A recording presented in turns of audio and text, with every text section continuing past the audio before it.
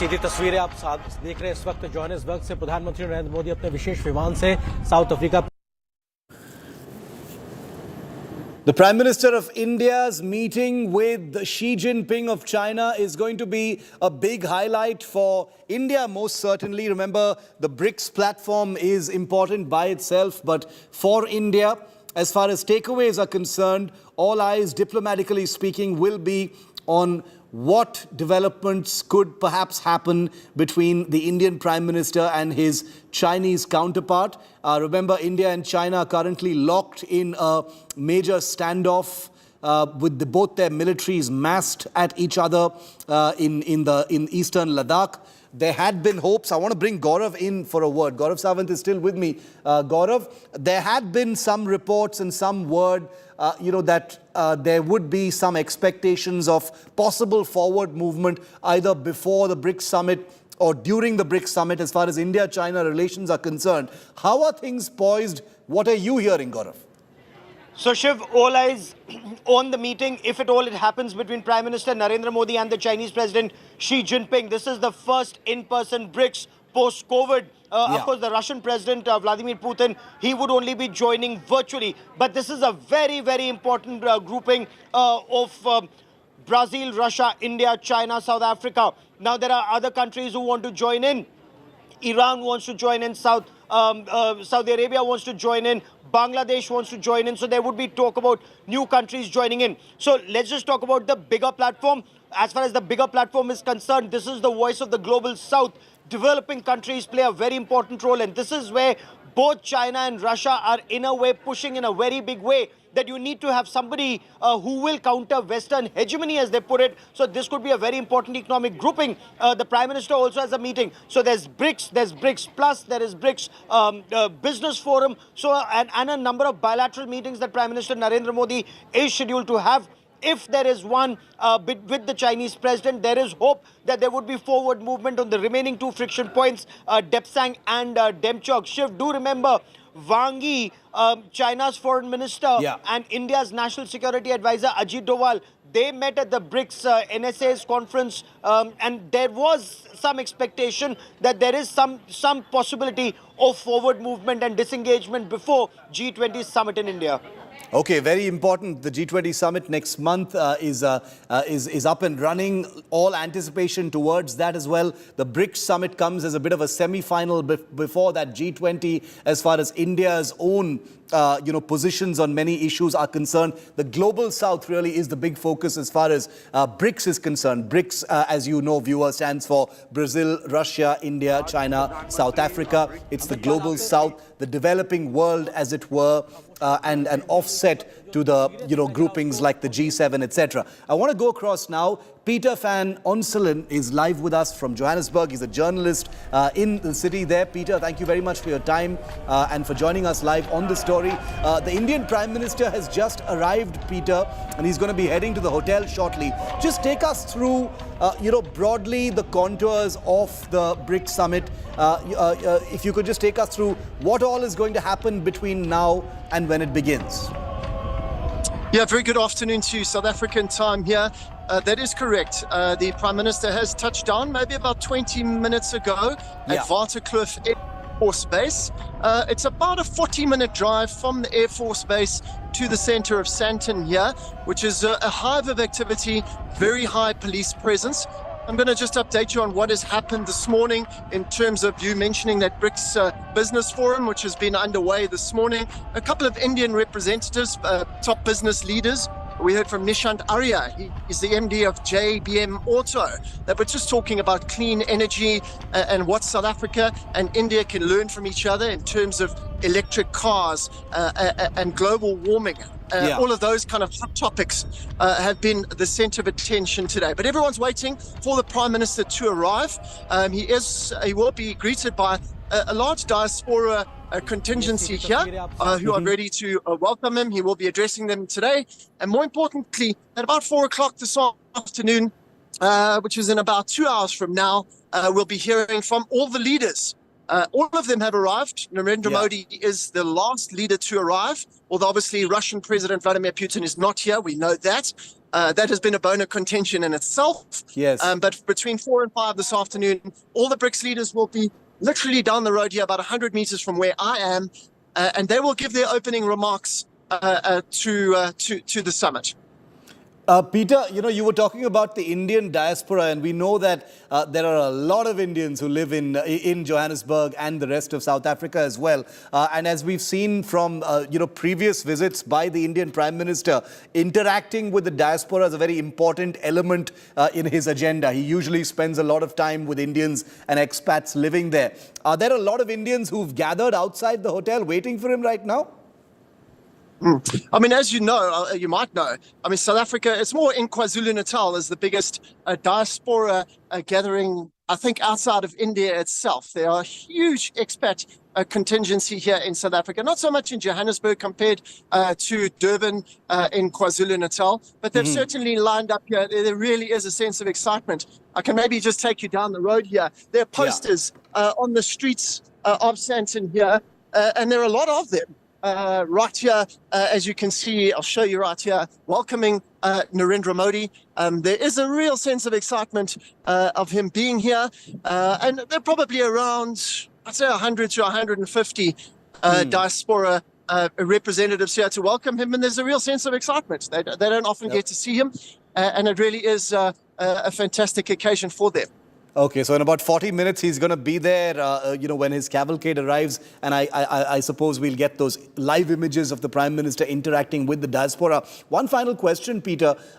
For us here in India, we're getting set for the G20 summit that kicks off, early next month here in India. India is hosting the G20 summit. The Brics is being seen as a very important precursor to that. A representation of the global South, in many ways an offset to, other groupings like the G7. India specifically is, we don't know if there's going to be a bilateral between the Indian Prime Minister and the Chinese Premier at this point of time. Are you hearing anything about that? That's the big question. I mean, we would love to know. There's no official word on whether there will be a bilateral between the two countries. That is the big question. A lot of people are talking about it here, considering the tensions on the border between the two countries. We know they haven't met in person together since 2019. It will be a matter of the two government officials maybe getting together on the sidelines. We know this evening there is a gathering of the leaders in a fairly informal setting, and it might be one of those instances that gets set up at the last minute. But I've looked at the program of events, and there's obviously nothing official that the two leaders are going to meet. What must be said is that Xi Jinping is on a state visit. He was at the Union buildings the whole morning this morning, with President Cyril Ramaphosa welcoming them there. They signed into an agreement, 11 specific agreements. The focus is on China. A lot of people seem to want the time of the Chinese president. We have a lot of question marks over who will be the additional members of BRICS after this summit. I don't have an official word on whether there will be a bilateral between Narendra Modi and Xi Jinping over the next few days. Okay, I'm not surprised at all to hear that nothing is official as far as that is concerned. Okay, we've got some live pictures. Peter, stay with me. Let's just get some live sound also in of the Prime Minister meeting with Indians right outside. I think this is outside the airport. 8-8 पीढ़ियों से लोग वहां मौजूद है. देखिए, ये थाल जो एक स्वागत के लिए होता है, उसमें थाल में तिरंगा भी नजर आ रहा है, अक्षत भी नजर आ रहे हैं, रोली चंदन भी नजर आ रहा है. जब आप किसी अपने का स्वागत करते हैं, किसी मेहमान का, तो अक्षत भी देते हैं. तो वो सारी परंपराएं जो भारतीय परंपराएं हैं, दूर सुदूर जोहानिसबर्ग में, साउथ अफ्रीका में आज भी जीवंत तरीके से नजर आ रही हैं, और बेहतरी से लहराता तिरंगा हम सब भारतीयों को मान सम्मान को बढ़ाता नजर आ रहा है. और देखिए, मेरी कोशिश ये रहती है, हमारी कोशिश ये रहती है, डीडी न्यूज की कोशिश ये रहती है कि इन तमाम कार्यक्रमों के जरिए हम कुछ फैक्ट्स लगातार आपको जानकारी, आपकी ज्ञान वृद्धि के लिए देते रहें. Wish Doordarshan would give us some sound. Unfortunately, they've decided to keep it with their studio discussion when viewers want to hear what's happening on the ground. Sadly, once that sound comes in, we're going to put that sound up. So it's on Doordarshan, not us. But here are pictures of the Prime Minister doing what he loves best, really. No matter what the occasion, no matter what the summit he's attending, the Prime Minister makes it a point to leave some time aside to interact with the adoring diaspora who've come from far and wide to see the Prime Minister. And they make it really easy for him because they throng the airport, they line the roads, they'll be right outside his hotel when he arrives. So he doesn't really usually have to go anywhere to meet them because they all collect in order to try and get some kind of a interaction in with the Prime Minister. Sometimes he holds large, arena events like he has at the Madison Square Garden in Sydney and elsewhere, the Wembley Arena, the O2 Arena in UK as well for diaspora. But this time, I don't think there is a separate diaspora event. Nonetheless, here's the Prime Minister in his element, meeting and greeting the Indian diaspora. Big smiles and lots of cheers. Unfortunately, Doordarshan isn't giving us any sound at this point of time. Gaurav Sawant is still with me. Gaurav, huge Indian diaspora in South Africa. India has a long history of relations with South Africa as well. What's going through your mind as you see these pictures? Prime Minister in his element. Shiv, what a journey from the time that Mahatma Gandhi was in South Africa. He returned to India in 1915 to the time that Prime Minister Narendra Modi is visiting there, of course, for the third time. And this is the Brics summit. It's a very, very important summit, especially this first in-person summit post-COVID, because there are a number of very important aspects. Like China is trying to increase its footprint in Africa.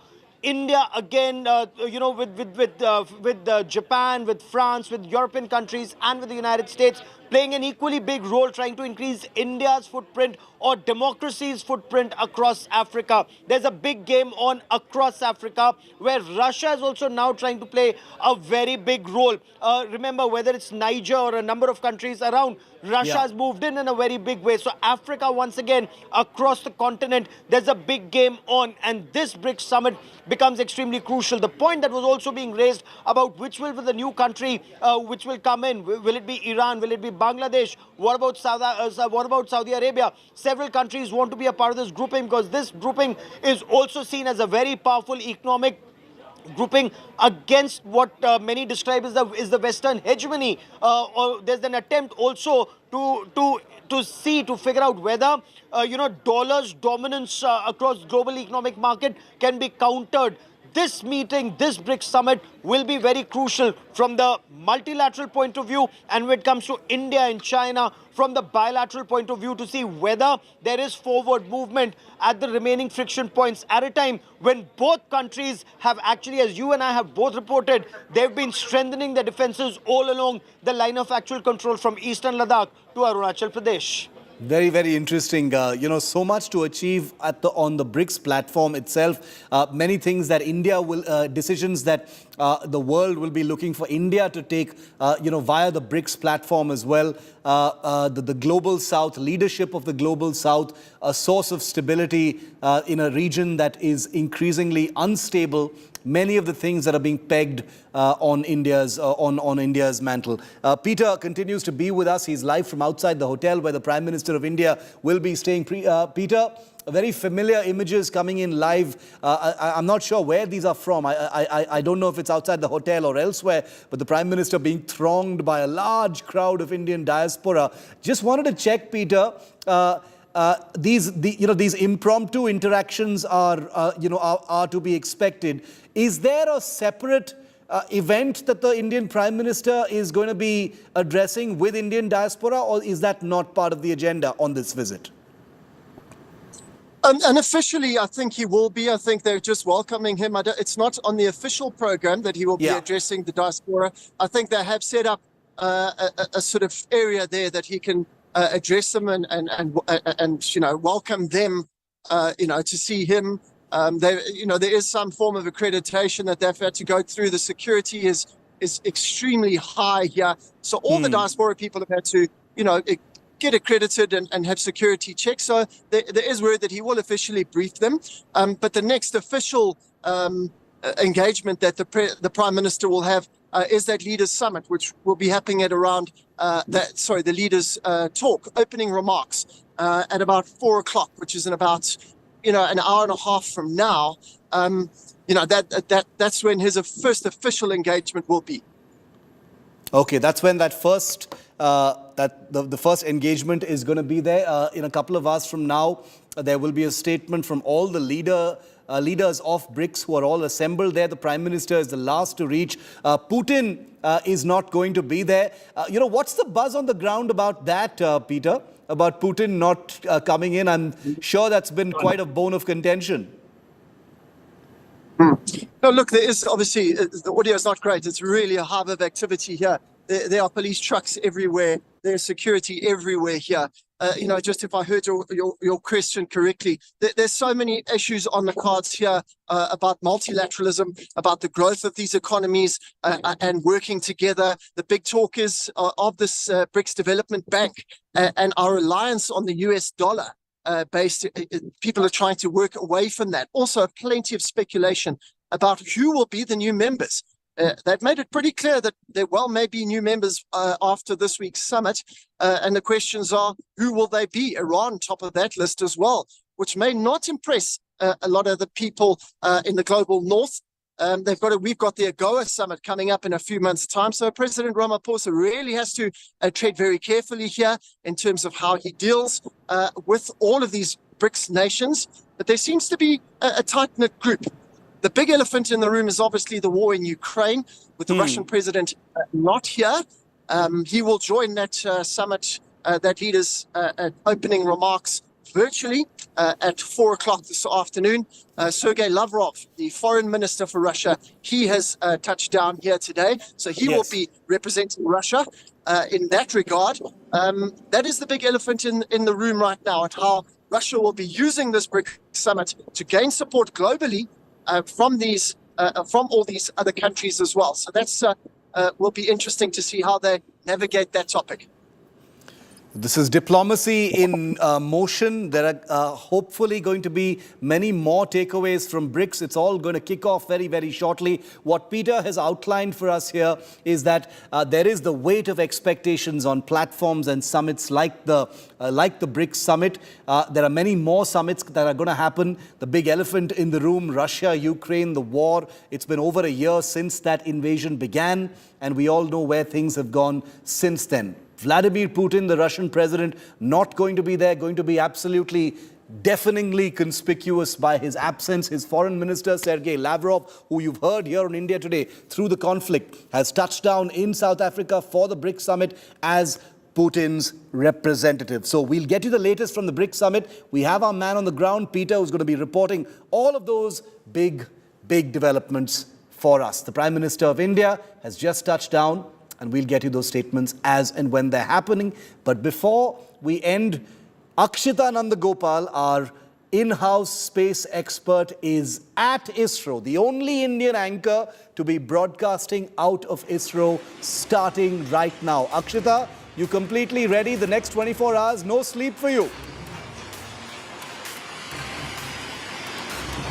I don't think I could sleep even if I had the option, Shiv, because we're so excited. And you're right, 24 hours exactly to go. At this moment tomorrow, we'll be seeing that soft landing happening. We're going to be getting our viewers all that and much more in just a few moments from now on 6 p.m. Prime. I'm also very, very excited to be joined by a commander of the International Space Station, Chris Hadfield, at 6:15 on 6 p.m. Prime, Shiv.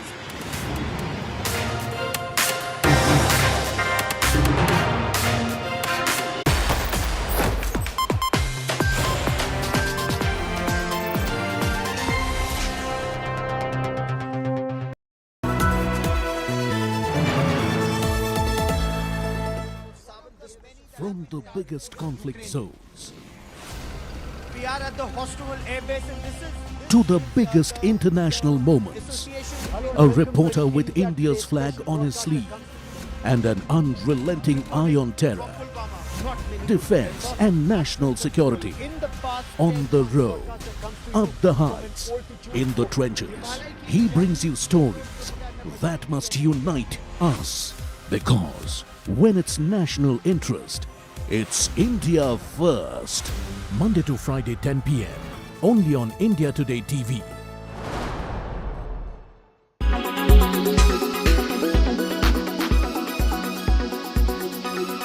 Deol's Gadar 2 is roaring at the box office, but the actor is in the news also for the wrong reasons. He was heavily criticized for his negligent approach towards his constituency of Gurdaspur in Punjab. Now a fresh row over a bank notice issued for his villa at Juhu has triggered a controversy. Take a look. His captivating on-screen heroics. But it's not all roses for Sunny Deol in real life. Back in his parliamentary constituency in Punjab, residents seen battling heavy floods on their own. If that wasn't enough, the 2.5 kilo ka haath actor seen caught in a financial whirlpool on Sunday. Bank of Baroda issued this auction notice for Sunny Deol's ocean-facing villa at Juhu in Mumbai. A 5-storied property spread over 6,000 square meters. The Bank of Baroda announced the sale of the Stars estate for non-payment of a loan worth 56 crore rupees. The notice set September the 25th for the proposed auction. Like in suspense thrillers, an unpredictable script followed the next day, with Bank of Baroda suddenly and mysteriously withdrawing the auction notice, claiming that there was a technical glitch. But what technical glitch are they talking about? How could a formal auction notice printed in newspapers suddenly be pulled and blamed on a technical glitch, that too by a well-known bank? The Congress has stepped in with a pinch of political sarcasm. Party spokesperson Jairam Ramesh wondered who triggered those mysterious technical reasons for the bank to withdraw the proposed auction. The bank later explained that the borrower has approached it and pledged to clear dues. With Deepesh Tripathi in Mumbai, Bureau Report, India Today.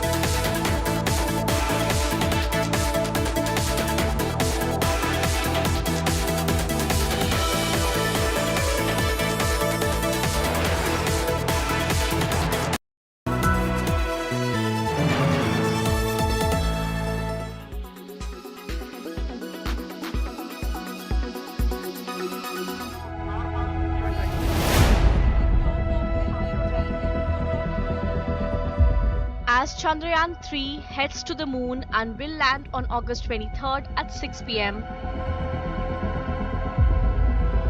There was another country aiming to land at the exact same place, the moon's south pole, but failed.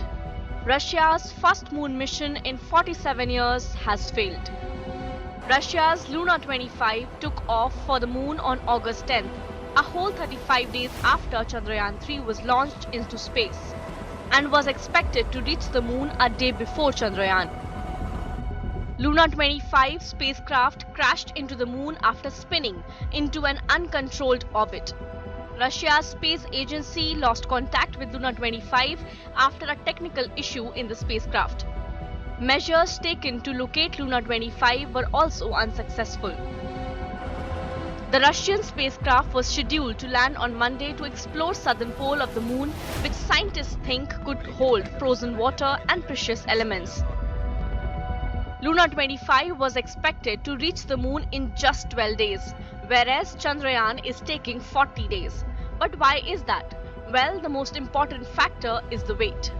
While Chandrayaan-3 weighs a whopping 3,900 kgs, the Luna 25 is much lighter, weighing just 1,750 kilograms. Now that Russia is out of the race to moon, all eyes are on India's Chandrayaan-3. After successful completion of India's moon mission, India will join an elite league of 3 nations, the United States, Russia and China, to make a soft landing on the moon. Bureau Report, India Today.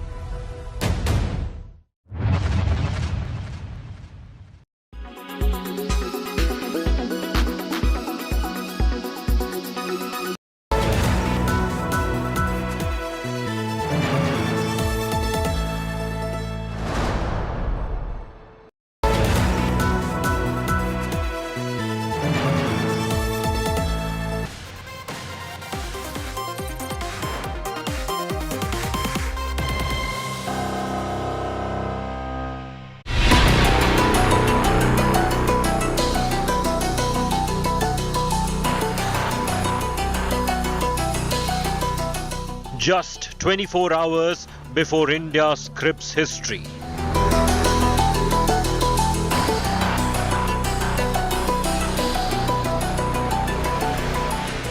India's Vikram headed for victory.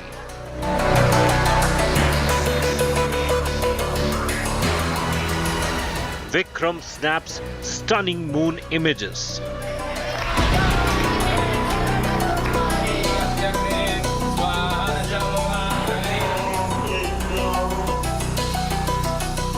India prays for Chandrayaan 3.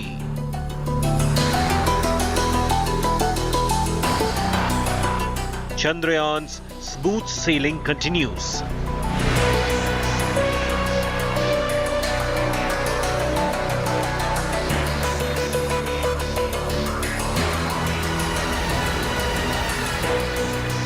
Science and spirit in celestial dance. Our top focus at 6 p.m. prime.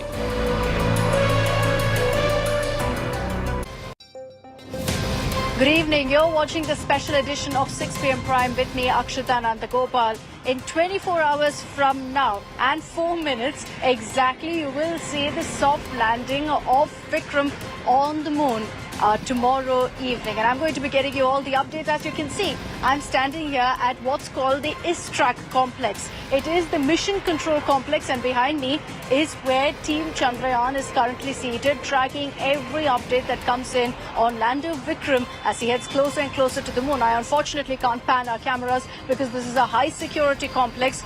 We've gotten the permission to stand here, but this is pretty much all I can show you for today. More, I promise, coming up tomorrow. I'm very, very excited to also tell you that in about 15 minutes from now, we'll be joined by an astronaut, by Chris Hadfield, the first Canadian to have walked in space. He's built several space stations. He's had several firsts. He will in fact commanded the International Space Station as well. And he's going to be joining me at 6:15 p.m. to talk about India's space moment, to talk about our moon mission and much, much more. First, as always, let's take a look at the headlines.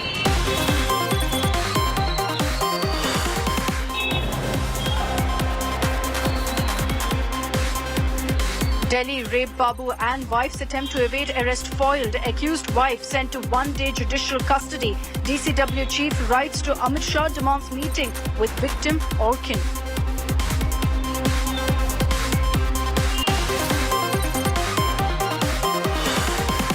Prime Minister Modi lands in Johannesburg to participate in the 15th Brics Summit. Chinese President Xi to also participate. Big suspense over in India-China bilateral.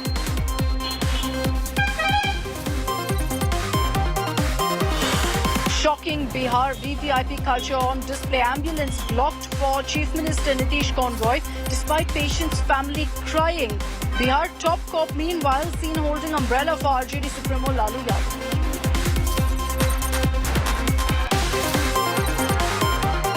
Superstar Rajinikanth defends his gesture of bowing down to touch UP Chief Minister Yogi Adityanath's feet.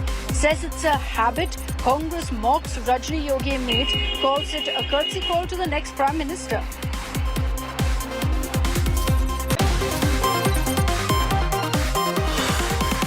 India's teen chess prodigy Pragnananda squares off against the five-time world champion Magnus Carlsen in Baku for the World Chess Championships.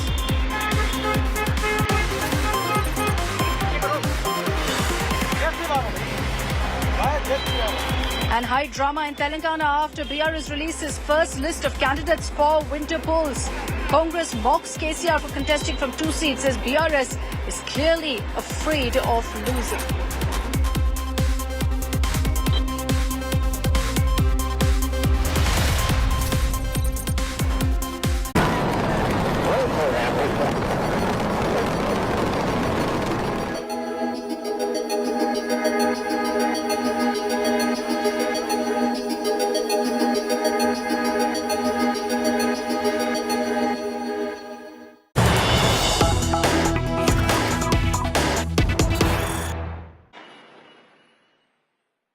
I know I've been using the phrase the final countdown rather loosely, but this truly is it. It's 6:03 right now, so tomorrow at this time we'll be 1 minute away from the soft landing of Vikram on the lunar surface. Remember that it will start in less than 24 hours from now. At 5:20 p.m. is when officially the soft landing will begin. It's going to be about a 44-minute process because from the closest orbit that Vikram is currently in, that Chandrayaan 3 currently is in, it'll then start inching closer and closer to the south pole of the moon. At this point, ISRO says all conditions are in favor, everything is ready, the green signal has been given, and in repeated updates shared by our ISRO scientists, they say there's nothing to be worried about.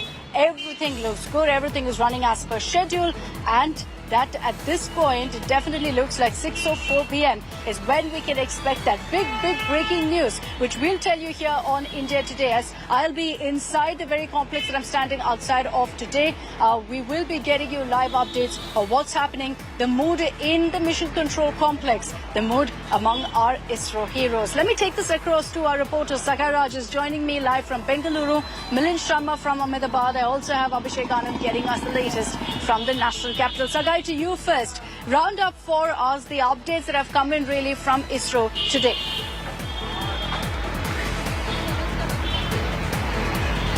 Absolutely, the entire ISRO is excited and they are quite confident that this time it will be a successful landing for lander Vikram. Remember, there are a lot of updates which has been done. The software has been enhanced, the hardware has been enhanced. There were several, the trial which was being done in the ISRO's lab to find out that lander this time, and it lands safely, it is not going to crash. And after a successful trial, now they are quite confident that this time it will land without any kind of hassle. Remember, last time there was no special camera on the lander. This time you have a camera. The camera will capture the moon surface. It will find out whether there is any kind of craters or boulders on the surface, and it will try to land at a place where there is no hassle, there is no problem for the lander. And even the radius of the landing of the lander has been increased. Last time it was close to half a kilometer.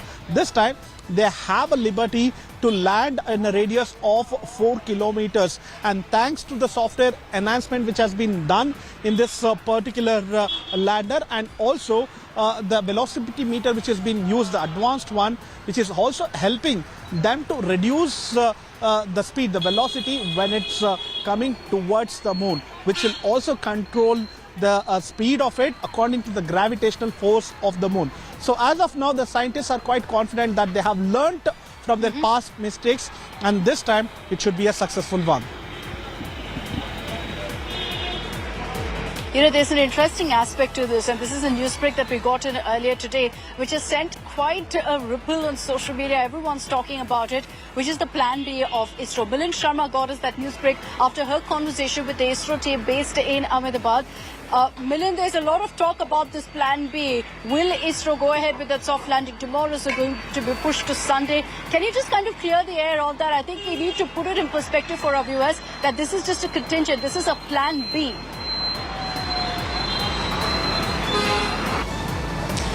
Definitely, Akshita. In fact, I'm so proud to, be bringing to you this report from just outside of ISRO, Ahmedabad, wherein my colleague Sagai and you as well have been talking about the kind of technology upgrades that have been done for Vikram lander.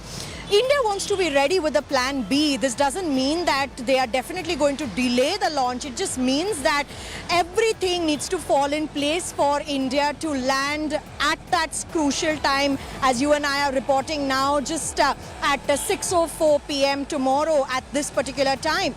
And for that, every situation needs to fall in place, whether it's the velocity, the speed reduction, the thrust, the propulsions, the kind of, systemic environment around the lander. Everything needs to be on point, and that would perhaps become the perfect soft landing. And of course, prayers and jubilation within the Indian citizens as well for this. But the scientists are not leaving any stone unturned to be prepared, and that is why the plan B has been programmed into the Vikram lander. It will only be a delay of 4 more days, which is going to be 27th of August, because India has to try. India has been trying, whether it's Chandrayaan 2, the orbiter mission. Of course, the landing couldn't happen, but Chandrayaan 3, 21 subset which means equipments have been changed within this particular lander, which will help. And if we talk about the cameras, the ulterior sensors, they've all been tried and tested at the ISRO Space Application Center in Ahmedabad in Gujarat. And that's a proud moment as well. And that's why the plan B, because of course when the plan A doesn't work, there has to be a plan B. And all, fingers crossed for the plan A to work, which is the 23rd of August, when the lander will be 30 kilometers from the moon's surface. India could become, I would say, fingers crossed, once again, the first country to land on the southern polar region. Because at this point, ISRO is maintaining everything is going as per plan. Milind, thank you for getting us that update. My apologies for interrupting, but I just have to quickly bring in Abhishek Anand as well before we move on to our next report. Abhishek, the government also very closely tracking what's happening. I've been very, very amused to see all of the reactions coming in from the Aam Aadmi. Really, you've got prayers, you've got people rushing to religious sites to offer prayers. Many of them, putting out well wishes and wishes for our ISRO scientists. Well, Akshita, in Nehru Planetarium in Delhi, this is the situation right now. You can see there are multiple screens. You can see this is the one TV screen here. There are multiple screens and a live telecast will be shown here. The landing burn countdown is here. The touchdown countdown is here. The mission clock. And most importantly, this is how the Chandrayaan has reached the moon's orbit. These are the details which are being shown to the general public. Tomorrow there will be a huge crowd, so special preparations are here to handle such a huge crowd. As you can see how detailed these informations are for general public because of the enthusiasm, because of the proud factor of India being able to do it. This is the orbit of the moon, and if I request my camera person to focus here, these are the details. These are the details of the Chandrayaan. The Chandrayaan is here on the Apollyon, which is 134 kilometers. This is the orbit's farthest area when a spacecraft is actually orbiting the moon, and this is the Perihelion, just only 25 kilometers I was at a similar planetarium here in Bengaluru as well, and you can see that all of them are taking steps to ensure that people, particularly students, youngsters, can visit these planetariums to get all the details. And like I said earlier as well in my broadcast, youngsters today are talking about landers and rovers, courtesy our ISRO scientists. Thanks very much, Abhishek. Thanks, Sagai, and to Milind for getting us all of those details. So lander Vikram at this point is just about 25 kilometers from the moon. I know that sounds extremely close, but remember it's an elliptical orbit. So the closest point is 25 kilometers. The farthest is about 135 kilometers. And it's going to be, nail-biting to say the least. From 5:20 tomorrow evening till 6:04 is when the soft landing process will commence. From 6,000 kilometers per hour, they have to bring it down to zero. And that very steadily will have to be done. The last 4-5 minutes, the last 100 meters is when all of the sensors, the thrusters will come in and ensure that very carefully lander Vikram is brought down. And there, it'll be all about how our scientists have fared, how the design has been done. Because at that point, the scientists seated here behind me, Team Chandrayaan, will just have to keep their arms crossed and hope for the best. But let me round up for you all the updates that have come in the last 24 hours in our next report.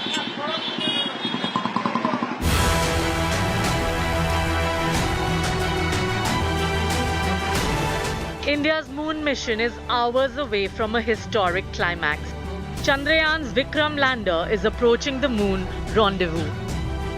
Saying hello to Chandrama, snapping breathtaking images from close vicinity, showing moon in all its glory. With details of the unexplored far side, complete with billion-year-old craters. Indian Space Agency asserted that the mission is fully on track. The system is undergoing regular checks to ensure a smooth touchdown. It is almost similar to what we designed or developed for Chandrayaan 2, except for instead of orbiter now, because orbiter is anyway working fine and it is still useful and it is giving a lot of important data which will be utilized for Chandrayaan 3 landing also. So we decided that orbiter will be replaced by a propulsion module. Which duty is to take it to the orbit of moon surface. ISRO is not taking any chances. especially after crash of the Russian moon mission. Keeping another landing site ready for Sunday touchdown if parameters aren't ideal on Wednesday. Former ISRO chief K. Sivan broke down the final maneuvers moments before the planned touchdown.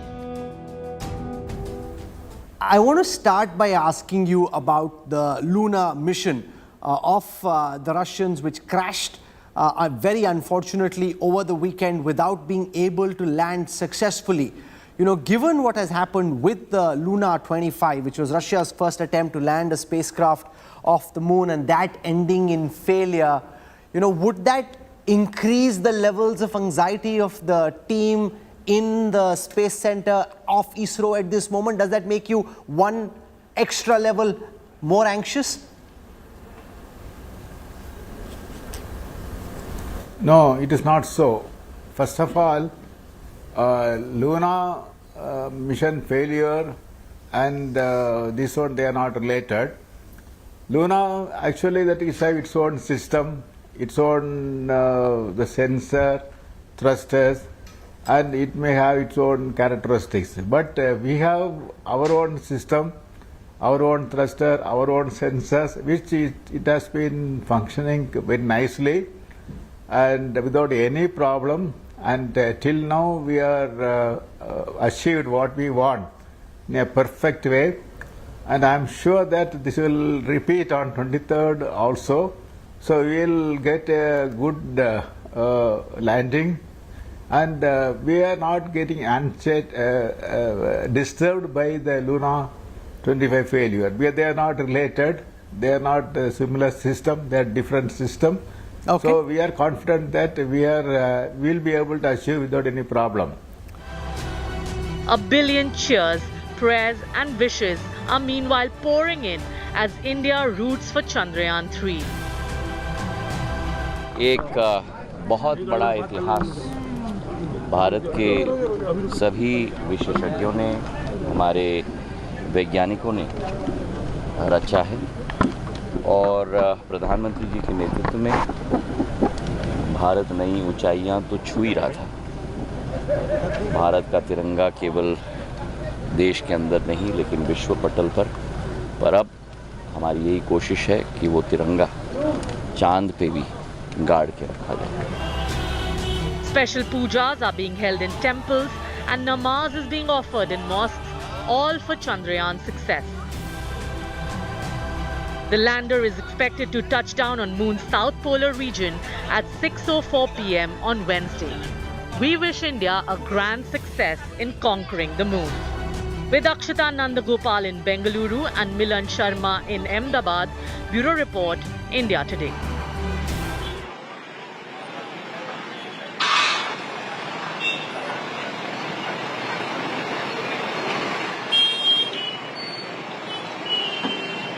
And it's my absolute pleasure to be joined here on India Today by Chris Hadfield, former commander of the International Space Station and author of the Apollo murders. Just to give you a brief sense of all that Chris has achieved, he's flown in 3 missions, built 2 space stations, performed 2 spacewalks, and was the first Canadian to have walked in space. So you'd understand why I'm particularly excited about his new book, The Defector, that is in fact releasing on October 10th. That's coming out.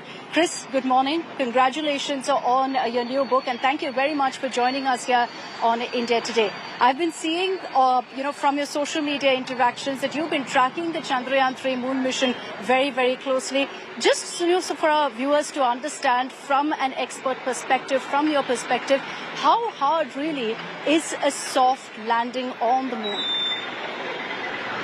Well, thank you and good evening. I heard someone say 1 billion cheers for Vikram, and add my voice as one of those billion cheers. It's immensely exciting, but as you say, it's extremely hard.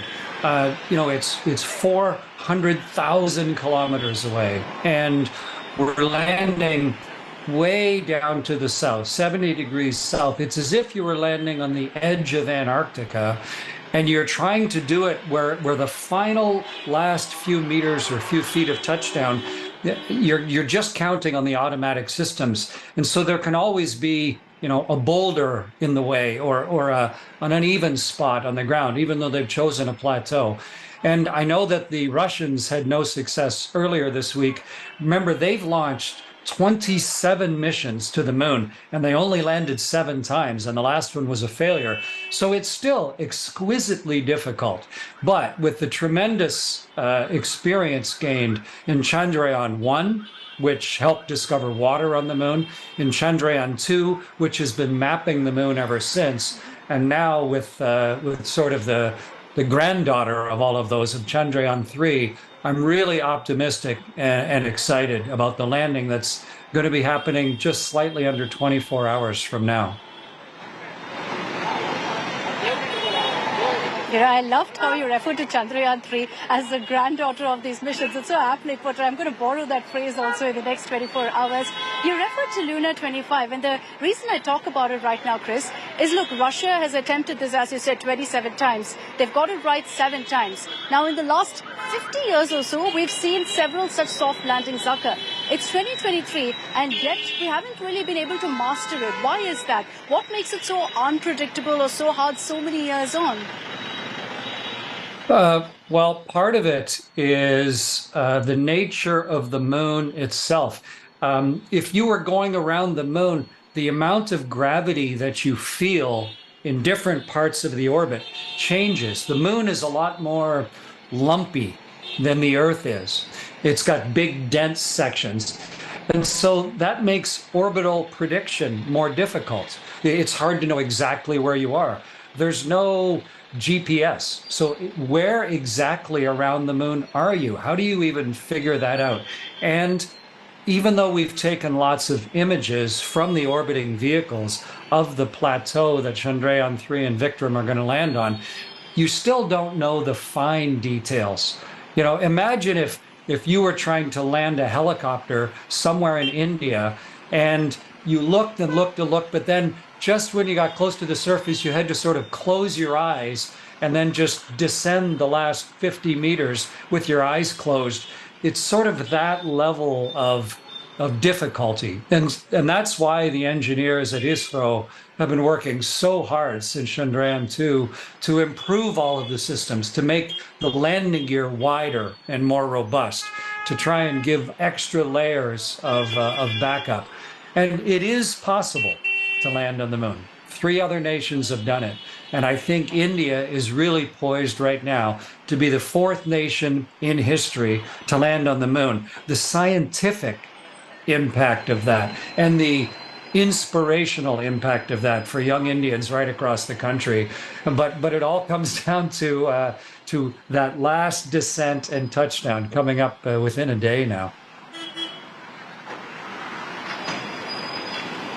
Very true. And, the point that you also made about how hopefully this will come through, we've all got our fingers crossed. But also, besides what this will mean for ISRO and the kind of, experiments and the moon mission that they want to complete, Chris, what does this mean really in the global space race that's underway? Where do you think it'll put India in that race?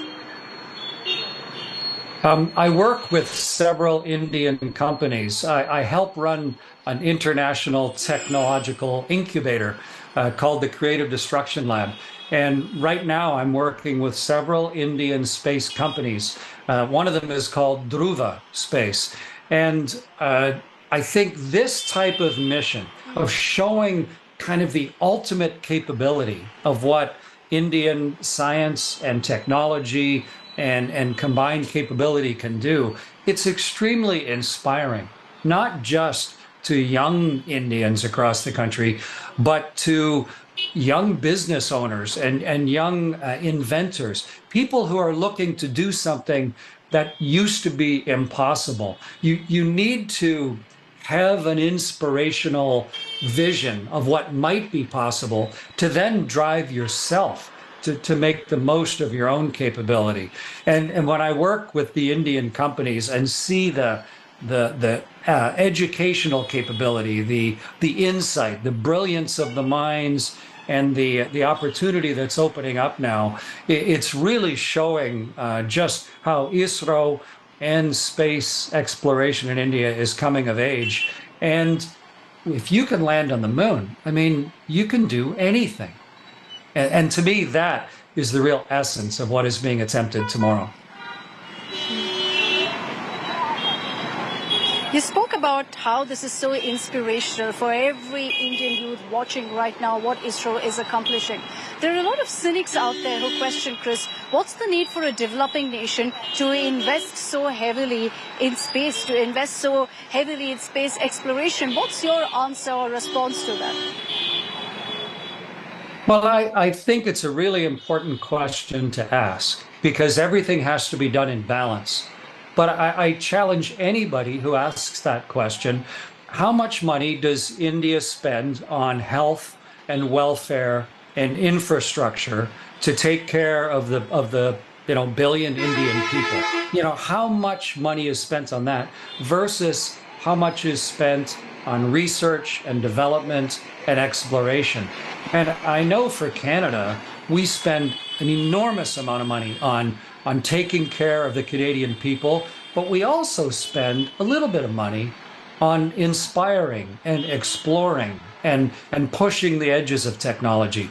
And I think it's important to do both. You don't want to get way out of balance, but I think it's important to truly get the exact numbers of how much is spent on taking care of the people, but also how much is spent on pushing the very edges of what we know and understand.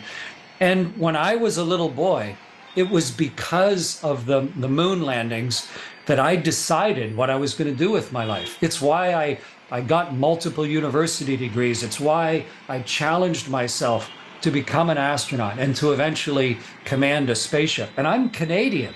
I'm not from a country that used to have a space program. And so, yes, you need to take care of the people, but you also need to give your young people something that is so inspirational that they make different decisions with their lives to make the absolute most of themselves.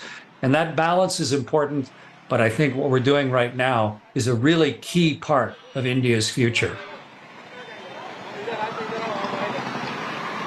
That's a very, very interesting perspective. Chris, and I'm going to say when rather, not if, Chandrayaan 3 is a success, when that soft landing is completed, does it essentially set the stage then for a manned mission? As someone, who's gone repeatedly to outer space, does a soft landing then mean that, we're ready for that next step of a manned mission? When the very first human being stepped onto the moon, when Neil Armstrong stepped on the moon, he described it as one small step, obviously, but a giant leap for all of humanity itself. But you have to make those small steps. You have to incrementally improve the technology and all of the people that build those machines. You have to allow yourself to make mistakes on the way to eventual success. And with Chandrayaan 1 and then Chandrayaan 2, we've made those small steps collectively as a group of people and push the technology a little bit too far, leading now, hopefully, to success for Chandrayaan 3. But there's a lot of numbers left after 3, 4 and 5 and 6, and it's only limited by the imagination and the collective will of the Indian people, where this will take them. There are Indians right now selected as astronauts who are training to fly into space. You can't encapsulate science and technology and inspiration more clearly than in trying to develop the capability for Indian citizens to be able to look up and see a fellow country person flying across the night sky. And that's coming fairly soon. And with what we learned from Chandrayaan 3, it will lead to eventually not just an Indian citizen flying in space, but traveling all the way to the moon and walking on the surface. There's a Canadian going to orbit the moon late next year. That seems impossible to me. And yet, because of the small steps, that's happening for my country. And because of these steps of missions like Chandrayaan 3, it's happening for India. steps that you've taken has ensured this moment for your country largely. So I'm hoping that there'll be many Chris Hadfields for India also very soon. Chris, I will tell you this, that, with all of this talk of Chandrayaan, of what ISRO has accomplished, it's piqued a lot of interest among Indians about space. And you've been there so many times, a former commander of the International Space Station. This is a tough ask. But can you tell me one experience that truly stands out for you? When you think about your journey in space, when you think about your experience in space, what's that one moment that always comes to mind? Akshita, I was so lucky to spend about half a year in space. I went over India thousands and thousands of times, but I think my best moment when I was outside on my first spacewalk. We were south of Australia, sort of north of, in between Australia and Antarctica. And while I was outside on a spacewalk in the darkness, we went through the world's aurora, through the southern lights of the world. And I could see the reds and the greens, and they were pouring past our ship and flowing around me, the incredible, beautiful majesty of our planet. And it's very scientific. It's the Earth's magnetic field and the energy from the sun, but it glows in this beautiful ribbon of color. And this little kid got to go outside and experience that personally. This little dreamer from Canada, I got to surf on the world's aurora. And of all the things I've done in my life, of all the myriad experiences, to be able to personally experience that as part of our first steps away from the world, it was profoundly moving and beautiful to see our world that way and to recognize where we are headed collectively. It's a memory that is seared into my brain, and one that I hope more and more people get to experience as our technology gets better and better. You've described that so beautifully. I half wish that instead of a journalist, I chose to be an astronaut after this conversation. But thank you very much, Chris, for taking the time out and joining us here in India today. This was a beautiful conversation and so inspiring for all of us here.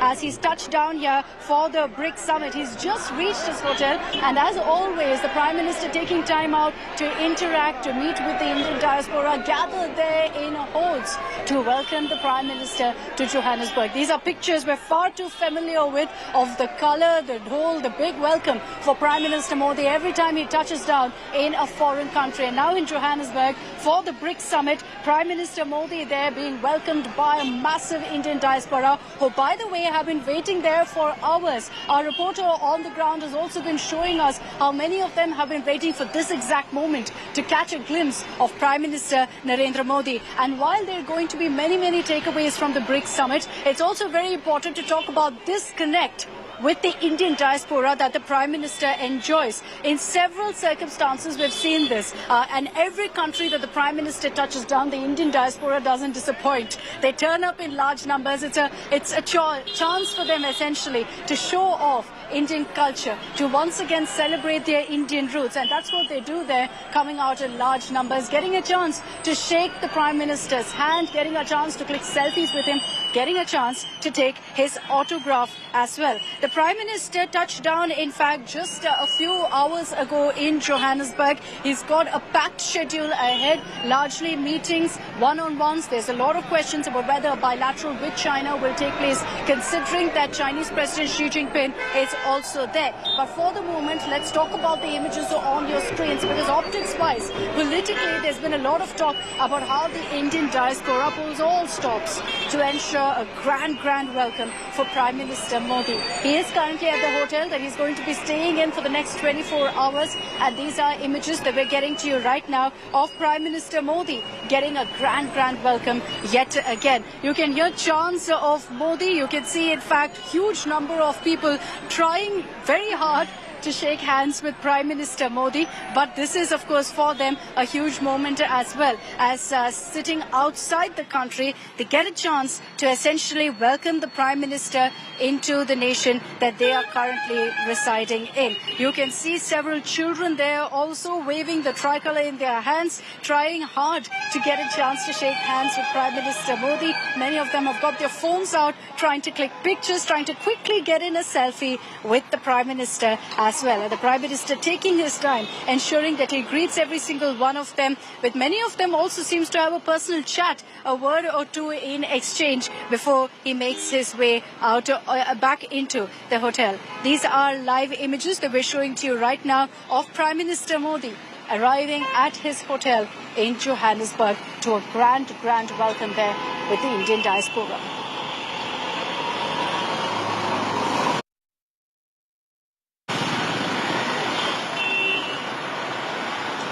Lots lined up as part of, in fact, the Prime Minister's schedule at the Brics summit. You've got all of the leaders who've arrived there. The big question is about whether there will be a bilateral between India and China. We'll be connecting with my reporter Peter in just a bit to get you the live updates. He's been getting us constant ground reports from that very location, from, in fact, the hotel where the Prime Minister is residing. As, in fact, we track the latest that is coming in right now, let's show you those pictures once again of the grand welcome for Prime Minister Modi, and the Prime Minister also going ahead and also reaching out, going ahead and entertaining many of the requests that people have from him.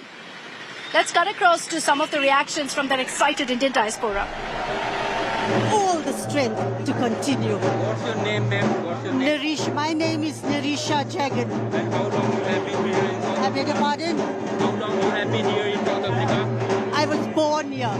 I am 3 generations here. Do you have any business or something else? Do I? Do you have any business or something else? She's retired. Yeah, I'm retired.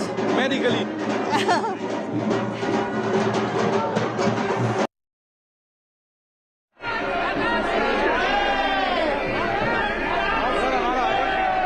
Okay, so that gives you a sense of the flavor on the ground, the excitement, the color on ground as the excited Indian diaspora got a chance to meet with Prime Minister Modi. He is there for the first in-person Brics summit since 2019, and the Prime Minister is also going to be a part of several bilaterals with some of the leaders who are present in Johannesburg. And like I said, there's a big question mark of whether there will be a bilateral between India and China, between Prime Minister Modi and Xi Jinping. I'm slipping into a very short break here on 6 p.m. Prime with these images. We'll be right back with lots more.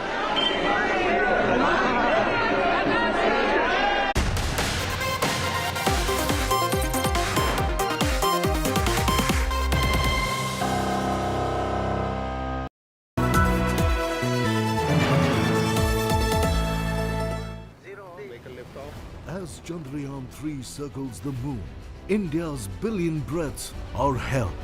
Our spacecraft is in final descent, and every Indian heart beats for it as India's historic moon landing nears for our scientists and their mooncraft. Your love, your prayers, your wishes matter.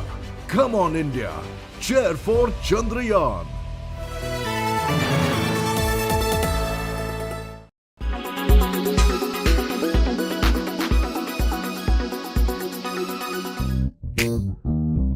Where did our moon come from?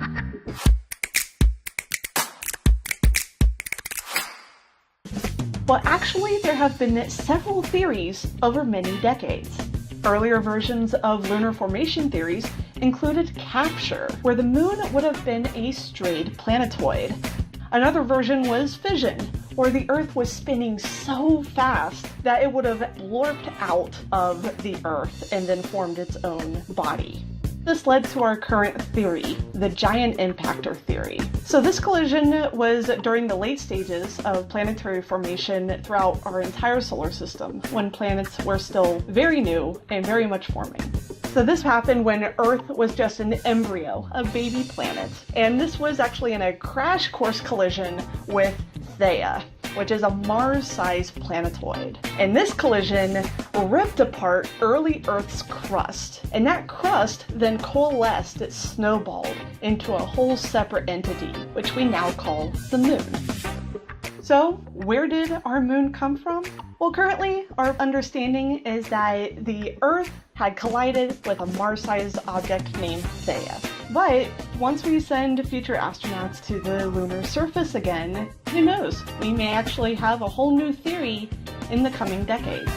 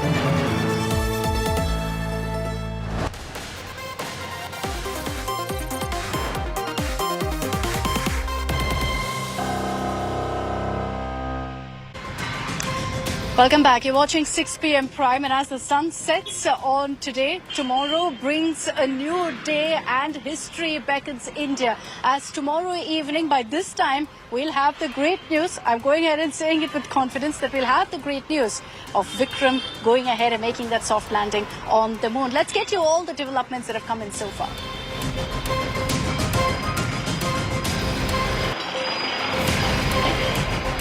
India is all set to script history in its space mission. All of us are on the edge. Everyone extremely excited for the landing of Chandrayaan-3. ISRO has released the latest pictures of the moon clicked by lander image camera 4. This is on August 20th. As per ISRO, the mission is on schedule. Systems are undergoing regular checks.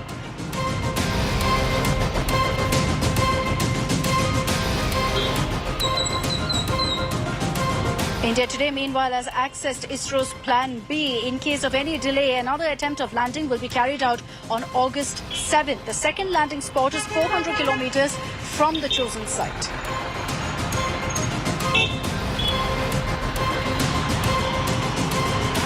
Our next image comes in of Allahabad University students making a sand art of Chandrayaan-3's successful landing on the moon with the caption, "Hum honge kamyab."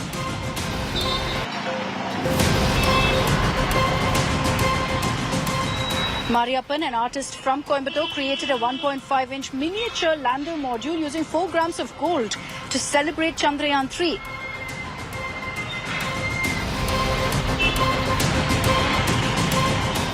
Preparations are underway at several schools to celebrate Chandrayaan-3's successful landing on the moon. Plastic models, school halls being decorated, special songs being sung, school kids also ensuring that they're a part of the Chandrayaan fever.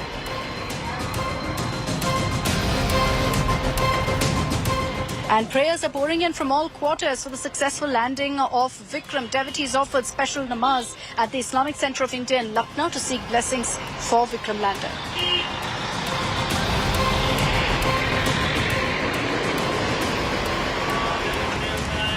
Pujas and havans are also being performed across temples in India. In Varanasi's Kamakhya temple, a havan was performed by devotees.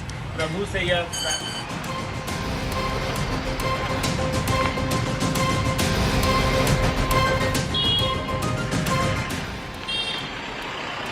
I'm sure by now all of you know that yes, Chandrayaan-3 is going to be making a soft landing on the south pole of the moon. But have you ever wondered why?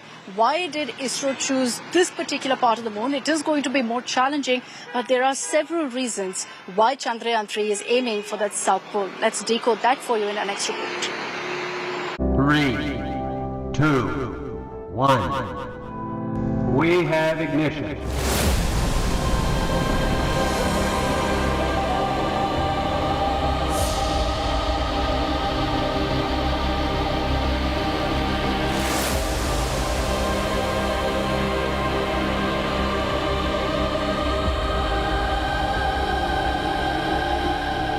The moon is just 25 kilometers below India's Chandrayaan 3.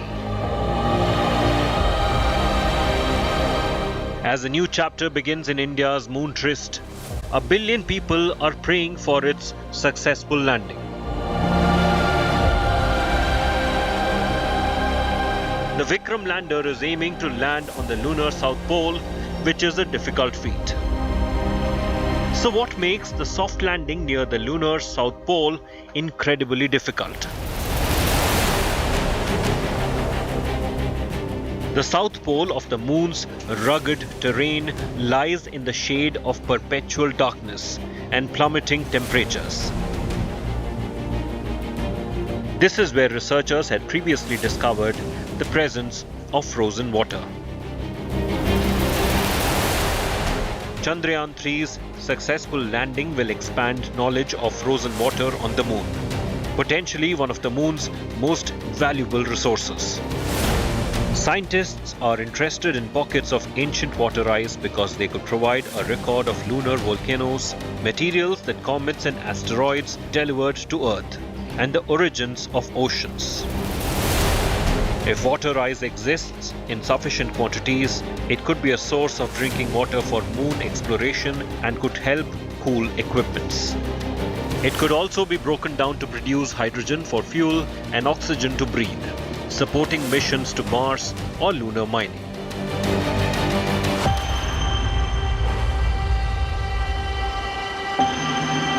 Attempted landings on the moon have failed before. Russia's Luna 25 craft had been scheduled to land on the South Pole this week, but spun out of control on approach and crashed on Sunday.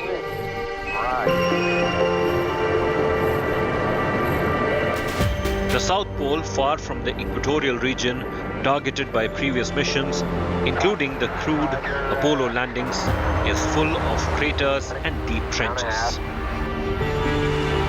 Chandrayaan 3 is proposed to land in the plateau between two craters, Manzinus and Boguslawski, and a third, Simpelius. Additionally, an alternate landing site has also been proposed. At the mountainous South Pole, the terrain is difficult and dangerous with major craters, minimal sunlight and temperatures below -300°F.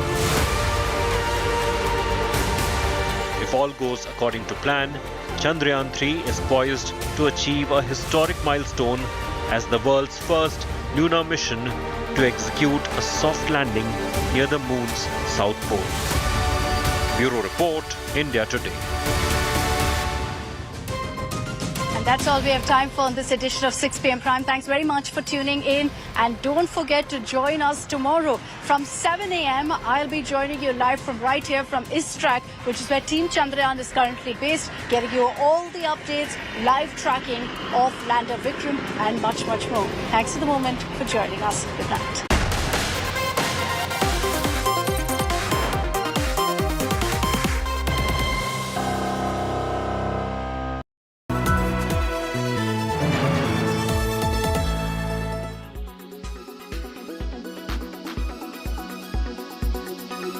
Sunny पाजी के साथ it was amazing working with him. He becomes a different person जब ही start camera action. मैं बोलता हूँ आपको hard एक तरफ बाकी सब एक तरफ ले. ऐसा यूज किया कि यूज भी नहीं किया, यूज भी कर दिया. वेडनेसडे को जाके देखूंगा. Hello everyone, this is Anita Brito in conversation with the one and only Shyam Kaushal. Hello sir, कैसे हो आप? हेलो नमस्कार जी. Firstly very good morning आपको. थैंक यू हमारे साथ जुड़ने के लिए आज. Thank you, it is my pleasure. आप लोग आज स्पेशली हम मिले हैं बहुत सारी चीज़ों के बारे में बात करने के लिए आपसे. So first let me begin by asking you, it's been 43 years for you. हमने वो छोटा सा आपका क्लिप भी देखा ऑनलाइन जो आपने डाला था, and it really touched me. So I want to start by asking how has been your journey this 43 years. What were the highlights of this journey? मतलब ऐसा मैं देखूं तो सिर्फ एक ही बोल सकता हूँ, भगवान का जितना शुक्रिया अदा करूँ कम है, क्योंकि 43 ईयर्स पहले जब भी मैं गांव से आके पहले 1 साल जॉब किया, जॉब में कुछ नहीं कर पाया, तो फिर मैं स्टंटमैन बना, तो मेरे को मालूम नहीं था जर्नी कहाँ पे लेके जाएगी। मैं तो सर्वाइवल के लिए स्टंटमैन बन गया था, पैसे मिलेंगे, रोटी मिलेगी, तो रहने की कोई जगह नहीं थी। पर आगे ऐसे जैसा भगवान ने डेस्टिनी चाहा, तो अच्छे लोग मिलते गए, रास्ता दिखता गया, थोड़ा सीखने को मिला। फिर करते करते 90 में एक्शन डायरेक्टर बन गया, फिर अच्छे लोग मिले, अच्छे लोगों के साथ काम करने का मौका मिला, सीखने का मौका मिला। 1990 में आपने पहली साउथ मलयालम फिल्म की थी, उसके बारे में थोड़ा बताइए। And then now you still continue doing south films, जैसे अभी रिसेंटली पोनी सेल्वन भी आपने किया था, 1 and 2 बोथ आई थिंक। तो प्लीज उसके बारे में बताइए, वो साउथ जर्नी आपकी। जैसे मैं डेस्टिनी पे बहुत विश्वास करता हूँ कि ना, जैसा मैं स्टंटमैन भी बना, इट वाज डेस्टिनी। कुछ लोग जहाँ पे पेइंग गेस्ट रहता था, मिल गए लड़के पंजाबी, उन्होंने स्टंटमैन बना दिया। हाँ। फिर ये एक्शन डायरेक्टर भी 90 में, मैं तो एज ए स्टंटमैन शूटिंग कर रहा था एक दिन, तो एक प्रोडक्शन मैनेजर थे, पहचानते थे, फिर फ़ोन होते नहीं थे। मैं उधर चौल में रहता था, आदर्श नगर में, तो वहाँ पे मेरे घर पे जाके मालूम किया मैं कहाँ पे शूटिंग कर रहा हूँ, तो फिल्मस्तान में था। तो रात को तंबी कनाथम डायरेक्टर जो थे इंद्रजालम के, उनको लेके आ गए मेरे पास। तो उनको क्या था, उनके एक्शन डायरेक्टर आने वाले थे केरला से, वो बीमार पड़ गए, तो उनको नेक्स्ट डे एक्शन शूट करना था। तो तंबी कनाथम जी क्या थे, उनको मलयाली यूनिट था, तो उनको हिंदी नहीं आती थी, उनको चाहिए था जो आदमी इंग्लिश जिसको आती हो। तो मेरी उस टाइम पहली बार पढ़ाई काम आई कि मैं इंग्लिश लिटरेचर में MA किया था, तो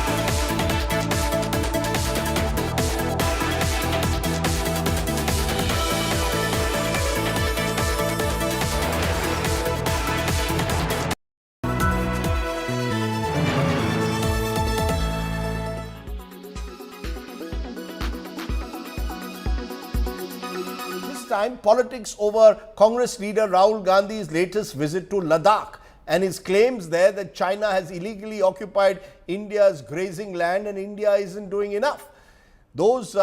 That statement has led to an escalating war of words. The BJP slamming Mr. Gandhi, claiming he was allegedly making false claims, misleading the country. Other political parties, including Shiv Sena, are demanding that the Modi government put a clear picture before the country. Just why are these remarks that Rahul Gandhi makes always getting into some kind of a political controversy? Is he getting under the skin of the BJP, or is he simply shooting off from the hip? Take a look at this report. Congress leader Rahul Gandhi on Ladakh visit has raked up China issue to attack Modi government. Rahul questioned the issue of border security. He accused Prime Minister Modi of making false claims about China not occupying Indian territory. Rahul quoted claims by locals about Chinese menace. Over here the concern is of course the land that has been taken away by China, and people here have been affected by it in a big way because their grazing lands have been taken away, and also lack of connectivity here, cellular connectivity. So. Congress and allies were quick to back Rahul Gandhi. पूरा देश बोल रहा है, लेकिन प्रधानमंत्री को चीन को बचाना है। प्रधानमंत्री चीन को सर्टिफिकेट देना चाहते हैं। क्या मजबूरी है हमें नहीं मालूम। पूरा विश्व हैरान है कि प्रधानमंत्री किस तरह से चीन की ढाल बनकर खड़े हुए। राहुल जी ने बात कही है कि चाइना ने अपनी जमीन कब्जे में लिया है, तो उसके ऊपर प्रधानमंत्री हो या डिफेंस मिनिस्टर हो, कोई लोगों को गुमराह करने की जरूरत नहीं है, सच बताइए। The government countered Rahul Gandhi's claim and said that Nehru government was chanting India Chini Bhai Bhai while China was usurping Indian land. जिस कांग्रेस पार्टी ने हिंदी चीन भाई भाई का माला जप के 45,000 स्क्वायर किलोमीटर भारत माता की धरती को चीन को दे दिया, अपने गिरेबान में झांके। External Affairs Minister Shankar termed Rahul a habitual liar.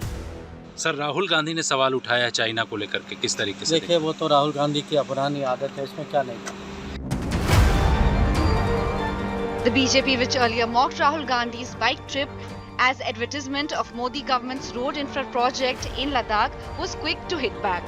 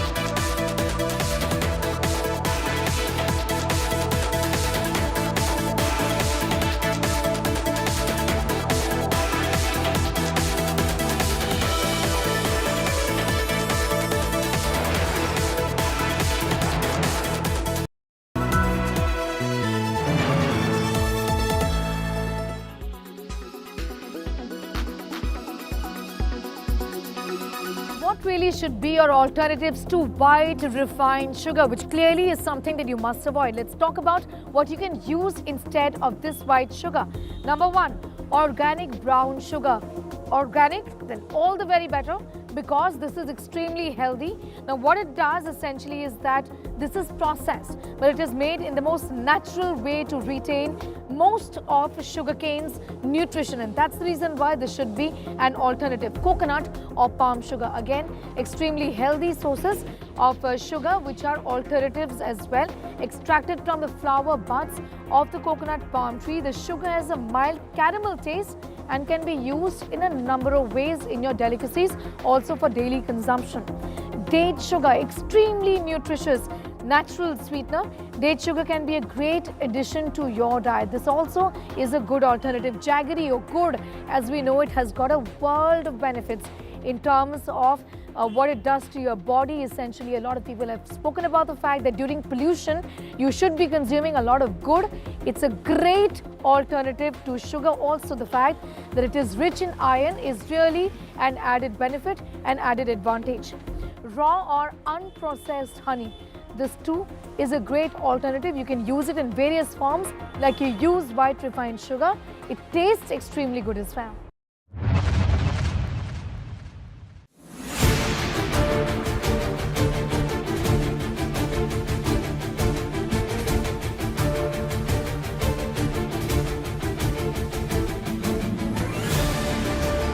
Nippon India Mutual Fund. Wealth sets you free.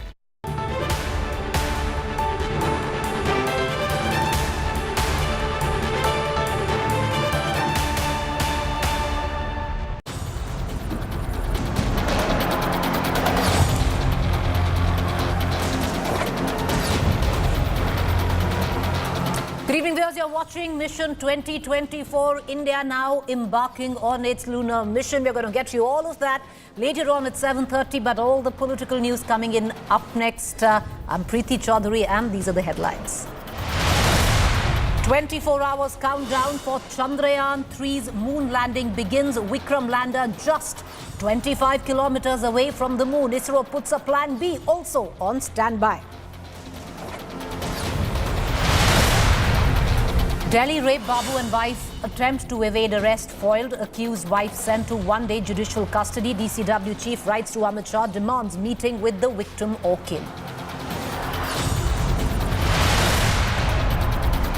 Prime Minister Modi lands in Johannesburg to participate in the 15th Brics summit. Chinese President Xi Jinping to also attend. Big suspense over India-China bilateral.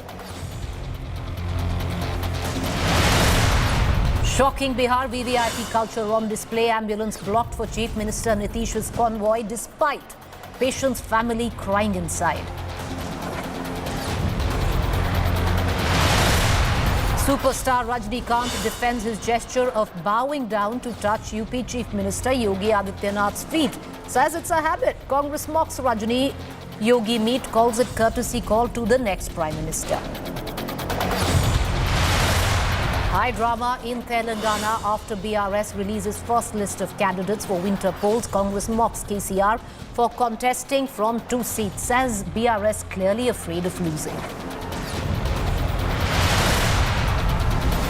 India's teen chess prodigy Pragna Nandan squares off against the 5-time world champion Magnus Carlsen in Baku for World Chess Championships.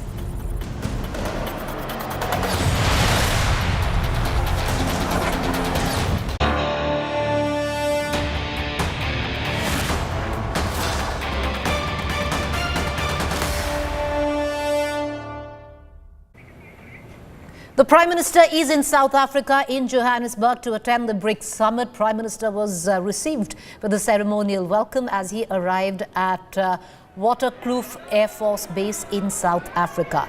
The Prime Minister was greeted by members of the Indian diaspora later who gathered to welcome him. He will be in South Africa and for the next few days at the invitation of President of the Republic of South Africa.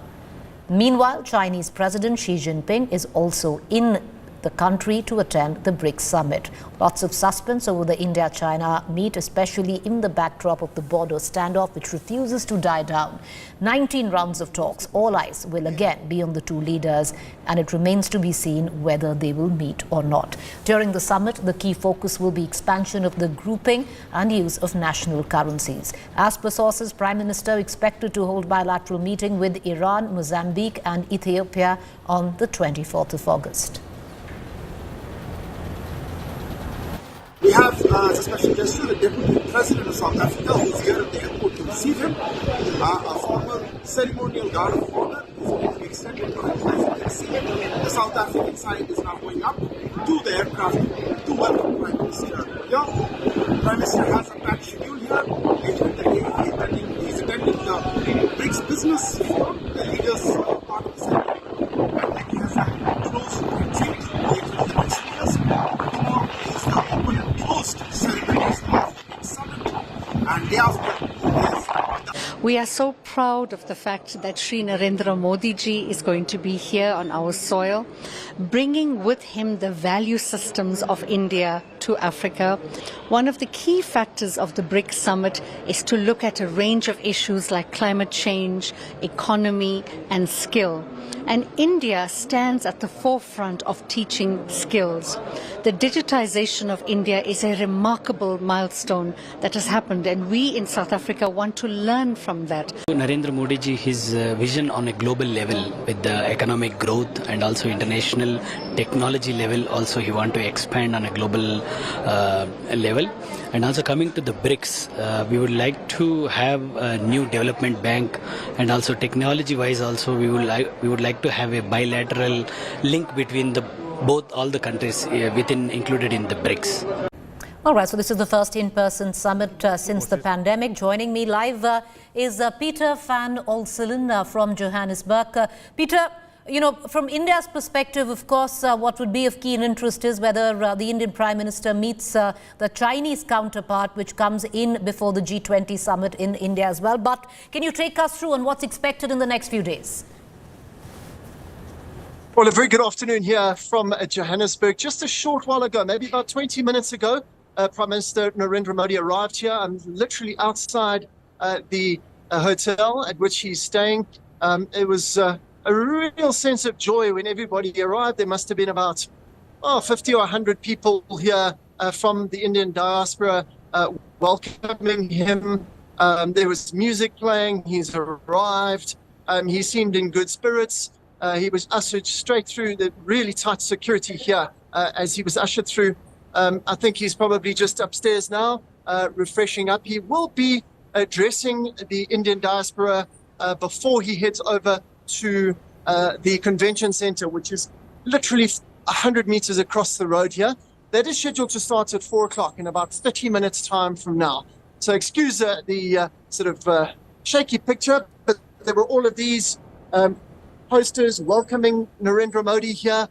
Everyone seemed to really be happy. I spoke to a couple of the diaspora supporters, and the elephant in the room was raised as to whether he was going to meet with President Xi Jinping. That's still unsure. They seem to think that it would be a good idea, but at the moment it's just jubilation that he's here, and they'll get down to business in about half an hour from now.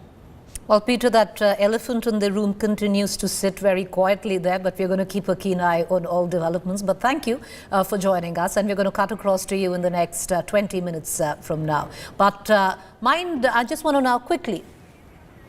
All right, these are live visuals which are coming through of Prime Minister Modi being welcomed in Johannesburg, South Africa. Peter, if you're still with us, is Peter still with us? If he's still with us, Peter, I want to just take, I want you to also come in while, of course, traditional Rakhi being tied on the Prime Minister's wrist by members of the Indian diaspora. We'd seen the traditional thali earlier as well. As Peter pointed out, about 50 to 100 members of the Indian diaspora outside his hotel. A lot of celebrations in terms where the Indian community, and there is a strong Indian presence where Johannesburg and various parts of South Africa is concerned, especially areas like Durban. Many Indians would be coming in and extending a warm welcome to the Prime Minister in South Africa. Clearly not his first time there, but this is the first in-person meet where the Brics summit is concerned after the pandemic. We're going to continue to cut across to Peter,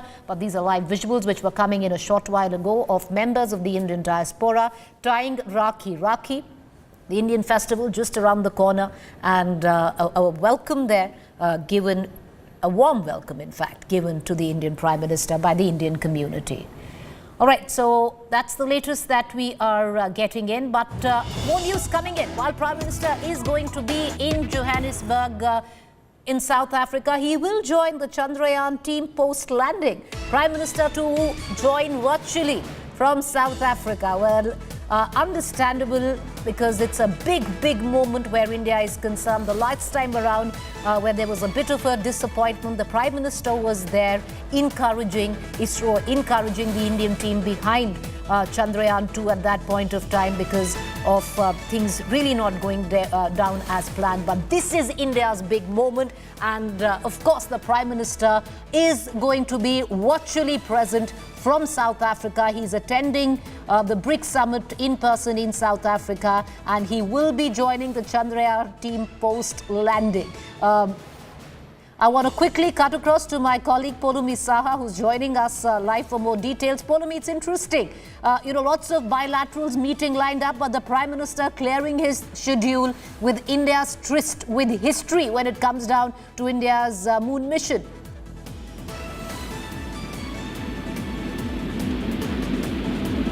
Polumi, can you hear me? All right, we don't seem to have my colleague Polumi, but that's the latest news break that we're getting in. The Prime Minister not going to miss out on India's big moment. He is going to be virtually joining in from South Africa post-landing and he will be in fact speaking with the Chandrayaan team post-landing as well. He'll virtually join from South Africa. He's there for the Brics summit for the next few days, and he is not going to let this opportunity go by, and understandably so. The last time around, he, literally, figuratively lent a shoulder for the ISRO scientists to maybe shed a tear of so many years of hard work, things not going according to plan. But this time around, it's all fingers crossed.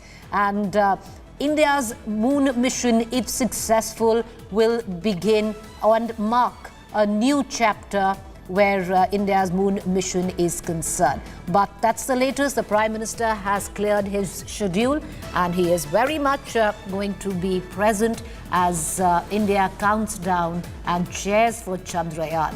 And we can expect him to join the team post-landing. Let's just say post-landing. It's going to happen. Let's cut across for a quick reaction from my colleague Polumi Saha, who's joining us on the phone line. Polumi, in midst of bilateral meetings, the Prime Minister clearing his schedule, understandably so. It's a big moment for India, and who else but to have the Prime Minister hopefully congratulate the team. Absolutely. The entire team obviously waiting in anticipation, as is, of course, the whole of government of India at the moment as well. There's a program, of course, which will involve the scientific secretaries and, of course, the MOS and the Department of Space, Dr. Jitendra Singh, which will, in fact, take place in Delhi at the CSIR headquarters. And he will, of course, be at the program, Dr. Jitendra Singh, 4:30 p.m. onwards, in anticipation of the big landing. But we're expecting also the Prime Minister to virtually connect with the program as soon as, of course, news reaches in that it has been a successful mission. So he will, of course, be clearing his, like you said, his diary to make, time for that, because this obviously will be a momentous, program as far as India is concerned, something that will go down in history. And obviously the Prime Minister will be there to congratulate the scientists and everyone who played a critical role in making this happen. So all fingers crossed for that. Well, all fingers crossed, and let's hope this time around it happens and the Prime Minister not willing to miss that moment, like I said, where India stands at the cusp of history. The last time around, figuratively, the Prime Minister lent a shoulder for the ISRO scientists to possibly shed a tear on what was a missed opportunity just there, but just not quite. This time, it's going to be different, viewers. And the Prime Minister clearing his schedule and counting down as India chairs for Chandrayaan.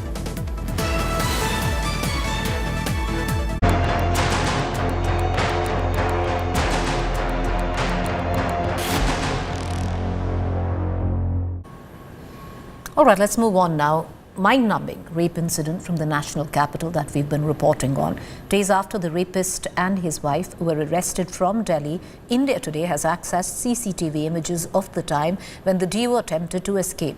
They tried to flee their locality at 9:30 a.m. in the morning, shortly after the news of this horror story broke out. The Delhi government officer says charges framed against him are false. In the backdrop of DCW chief's protest, the mother of the survivor appealed for privacy, stating that her daughter doesn't want to meet anyone right now. Maliwal has been sitting on an overnight dharna at the hospital, claiming that she was prevented from meeting the victim, but the politics over the Delhi shocker continues to peak. Nobody till now, apart from the Delhi police, has actually met the survivor or the mother. So it is very important that an external agency, which is an autonomous body, should meet the mother and the mother or the survivor. Now, NCPCR, I believe, has met. But have they raised this important question that why is it that the Delhi police was silent for 8 days and did not arrest the man immediately? However, we have issued notices to the Delhi police as well as the Delhi government. I want to proceed with this case, and for that a meeting with the survivor is extremely important. In case the survivor or the mother does not wish to meet me, because I can understand there's a lot of trauma and all that has unfolded can be very, very traumatic, and it's a very serious case. So I can be allowed to meet them and they can say that to my face. At least I will be assured. इसका मतलब साफ साफ है कि वहाँ अधिकारियों को तो जानकारी थी, लेकिन उन्होंने डेटाबेस में नहीं दिया, बल्कि इलीगल तरीके से उस बच्चे को घर ले जाके इस डिप्टी डायरेक्टर ने उसका यौन शोषण किया। ये सीधे सीधे ट्रैफिकिंग का मामला है। ट्रैफिकिंग के बाद सेक्सुअल अब्यूज का मामला है। और सरकार को, जब राज्य सरकार को पिछले 9 दिन से ये बात पता चल चुकी थी, तब वो इस पे हाथ रख के क्यों बैठी थी? दिल्ली सरकार ने इस ऑफिसर को सस्पेंड करने के लिए क्या कार्रवाई की, या इसको अपने ऑफिस से हटाने के लिए क्या कार्रवाई की, या डीसीडब्ल्यू ने जो आज धरना दे रही है, उसने 7-8 दिनों में इस बच्ची से मिलने का क्या प्रयास किया, या उनके द्वारा बनाए गए सीडब्ल्यूसी के सिस्टम ने इस बच्ची के संरक्षण के लिए क्या काम किए, या किस प्रकार से उनकी सरकार में एक सिस्टम नहीं है जहां पर ऐसा प्रेडेटरी ऑफिसर जो बाल और महिला शोषण के खिलाफ जिसको काम करना है, वही बाल और महिला शोषण में लगा हुआ है, ऐसे ऑफिसर को आइडेंटिफाई करने का क्या सिस्टम है?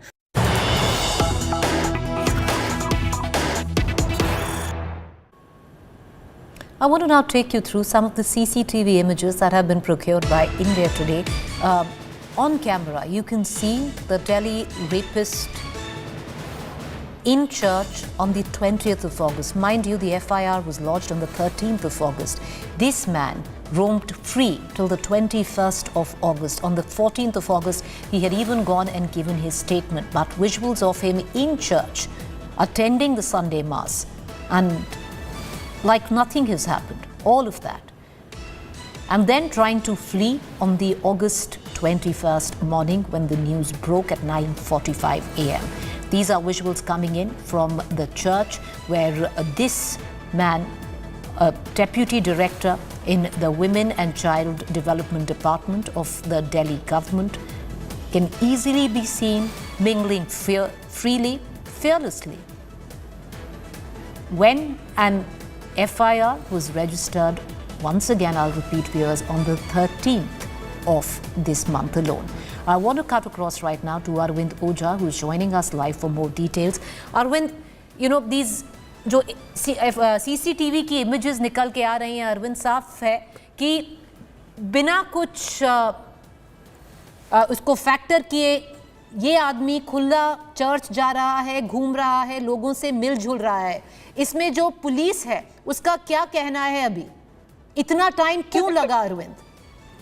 नहीं, देखिए, पुलिस पर तो कई सवाल खड़े होते ही हैं, क्योंकि देखिए 13 अगस्त को FIR रजिस्टर्ड होती है। काफी हीनियस क्राइम था, पॉक्सो एक्ट की FIR दर्ज होती है, 376 लगता है, 120 भी यानी क्रिमिनल कॉन्स्पिरेसी के सेक्शंस के तहत FIR दर्ज होती है। और उसके बावजूद भी जो अक्यूज्ड है वो फ्रीली घूम रहा था। अगर इंडिया टुडे ने ये CCTV एक्सेस किया है जो बुराड़ी चर्च का है, विक्टिम ने ये भी एलिगेशन लगाया है कि इस चर्च में भी उसके साथ मोलेस्टेशन किया था जो अक्यूज्ड है उसने।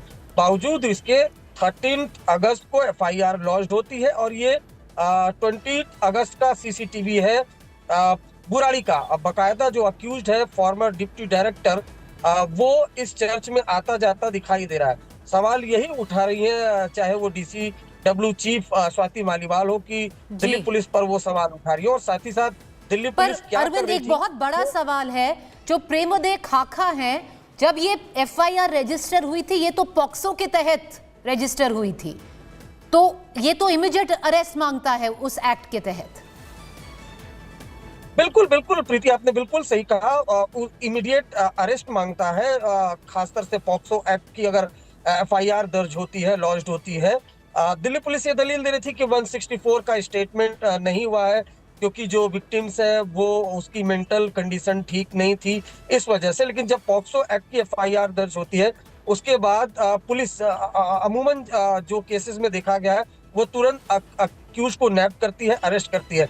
कुछ नहीं तो कम से कम नोटिस भेजकर पूछताछ की जानी चाहिए थी अक्यूज से। अक्यूज इतना फ्रीली कैसे घूम रहा था जब उसके खिलाफ FIR दर्ज हो चुकी है? अलग ऐसे कई मामले हमने देखे हैं कि जैसे ही FIR लॉन्च होती है अक्यूज को डिटेन किया जाता, उसको अरेस्ट किया जाता। लेकिन पुलिस ने इस मामले में पॉक्सो एक्ट की FIR दर्ज थी, लड़की की हालत ठीक नहीं थी, उसकी जो अक्यूज उसकी वाइफ के खिलाफ भी FIR लॉन्च है। कई जो सीरियस चार्ज उसके ऊपर लगे थे। बावजूद इसके अगर आप ये CCTV देखिए जो हमने एक्सेस किया, इसमें जो अक्यूज है बाकायदा वो फ्रीली चर्च आता जाता दिखाई दे रहा है। वो तो इंडिया टुडे ने जब खबर दिखाई उसके बाद पुलिस एक्शन में आई और इंडिया टुडे ने जब न्यूज ब्रेक की उसके 3 से 4 घंटे के अंदर अक्यूज को अरेस्ट कर लिया गया। कैसे? पहले क्यों नहीं दिल्ली पुलिस ने अरेस्ट किया? यही सवाल दिल्ली पुलिस पर उठ रहा है। बहुत शुक्रिया अरविंद कि आप हमसे जुड़े। Thank you my colleague Arvind Ojha there accessing the CCTV footage coming in on the 20th of August and while the FIR was lodged on the 13th of August. We're going to keep a keen eye on all developments. With that, I want to go into a quick break. To stay with us on the other side is our fact check segment.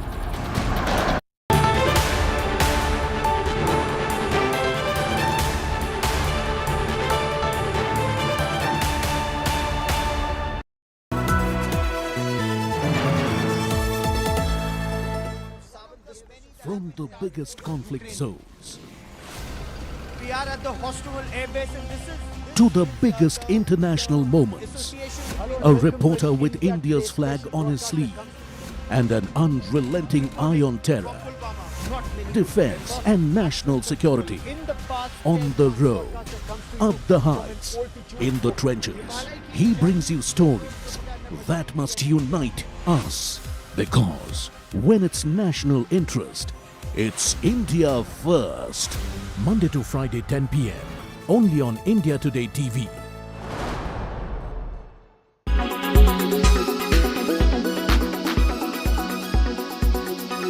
Amid But the success of the film Thalaiva's meet with the Uttar Pradesh Chief Minister has sparked a mega political showdown.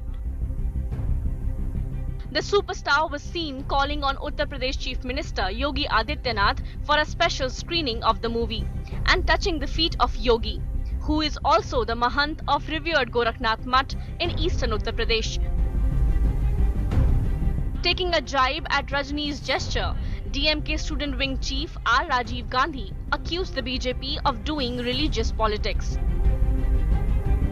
Congress MP Karti Chidambaram slammed the superstar, accusing him of bowing down to what he called wild bulldozer. Rajni, who had earlier been on a religious trip of Char Dham Yatra, then headed to Ayodhya, unfazed by criticism hurled at him, but not before calling on SP Chief Akhilesh Yadav, and paid his respect to the late SP Patriarch Mulayam Singh Yadav. Taking a swipe at Chief Minister Yogi, Akhilesh wrote on Twitter, "People hug when hearts meet." 9 साल पहले बॉम्बे में एक function में अखिलेश जी से मुलाकात हुआ था। उस दिन से हमारा दोस्ती चल रही है, सब आपस में फोन में भी बात करते हैं। On Sunday, Thalaiva visited Ayodhya and prayed at the famous Hanumangadi temple in the holy town. Rajni sir, you are here at Ramlala for Ramlala Darshan. How do you see this, sir? Sir, open the catch, open the. That's what, yeah. How do you see this, Rajni sir? Yeah, बहुत भाग्यशाली हूँ मैं। ये बहुत सारा का इरादा था, आज पूरा हो गया, आज पूरा है। Rajinikanth, who shares special ties with political leaders, had earlier shied away from a political plunge, citing his health. But Thalaiva can certainly not stay away from political limelight. With Samar Srivastav in Lucknow, Bureau Report, India Today.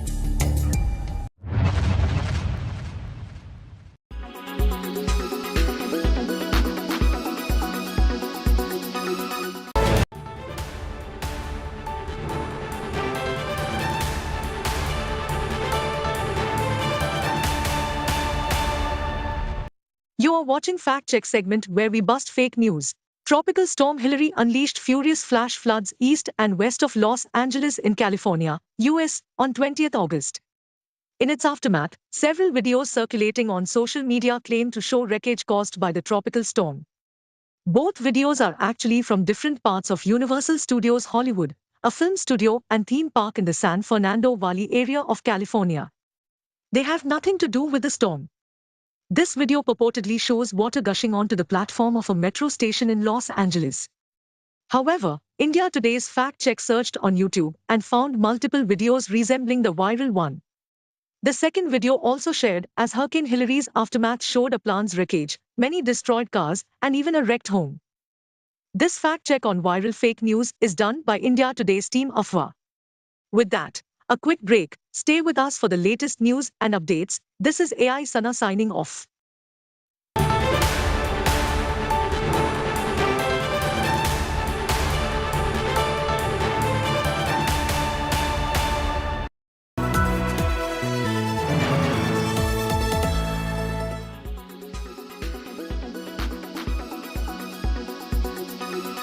Deol's Gadar 2 is roaring at the box office, but the actor is in the news also for the wrong reasons. He was heavily criticized for his negligent approach towards his constituency of Gurdaspur in Punjab. Now a fresh row over a bank notice issued for his villa at Juhu has triggered a controversy. Take a look. His captivating on-screen heroics. But it's not all roses for Sunny Deol in real life. Back in his parliamentary constituency in Punjab, residents seen battling heavy floods on their own. If that wasn't enough, the 2.5 kilo ka haath actor seen caught in a financial whirlpool on Sunday. Bank of Baroda issued this auction notice for Sunny Deol's ocean-facing villa at Juhu in Mumbai. A 5-storied property spread over 6,000 square meters. The Bank of Baroda announced the sale of the Stars estate for non-payment of a loan worth 56 crore rupees. The notice set September the 25th for the proposed auction. Like in suspense thrillers, an unpredictable script followed the next day, with Bank of Baroda suddenly and mysteriously withdrawing the auction notice, claiming that there was a technical glitch. But what technical glitch are they talking about? How could a formal auction notice printed in newspapers suddenly be pulled and blamed on a technical glitch, that too by a well-known bank? The Congress has stepped in with a pinch of political sarcasm. Party spokesperson Jairam Ramesh wondered who triggered those mysterious technical reasons for the bank to withdraw the proposed auction. The bank later explained that the borrower has approached it and pledged to clear dues. With Deepesh Tripathi in Mumbai, Bureau Report, India Today.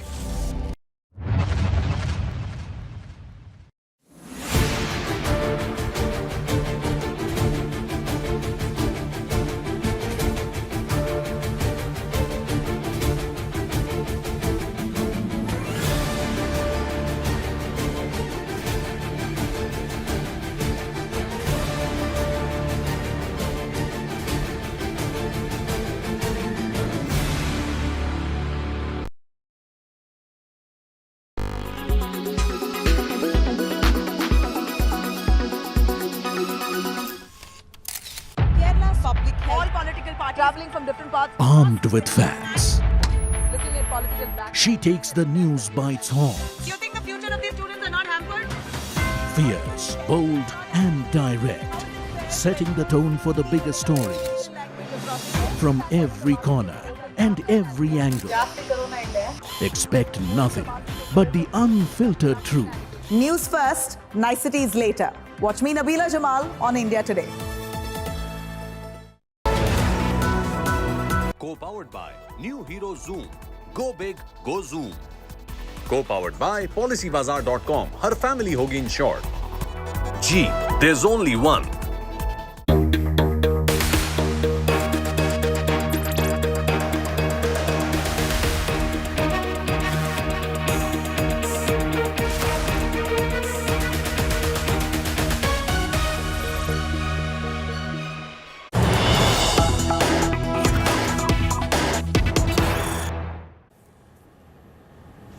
Good evening, you're watching To The Point. I'm Preeti Chaudhary, and India right now standing on the cusp of etching lunar history. Let's take you now through the latest news break that is just about coming in. And the Prime Minister, even though he is in South Africa, Johannesburg, attending the Brics summit, will not miss out India's date with lunar history. The Prime Minister will join Chandrayaan team virtually and post-landing. Well, the last time around, figuratively, the Prime Minister had led his shoulder to ISRO scientists to possibly shed a tear of making it, but just not quite this time around, where India is in kissing distance of the moon. Just to say it, 30 kilometers away is where India's lander is. The Prime Minister, post-landing, will be joining the team of ISRO, hopefully viewers, in celebration as the country also comes together to pray and cheer for Chandrayaan 3.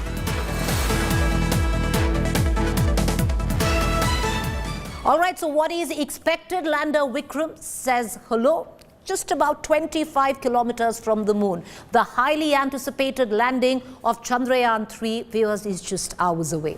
All fingers crossed.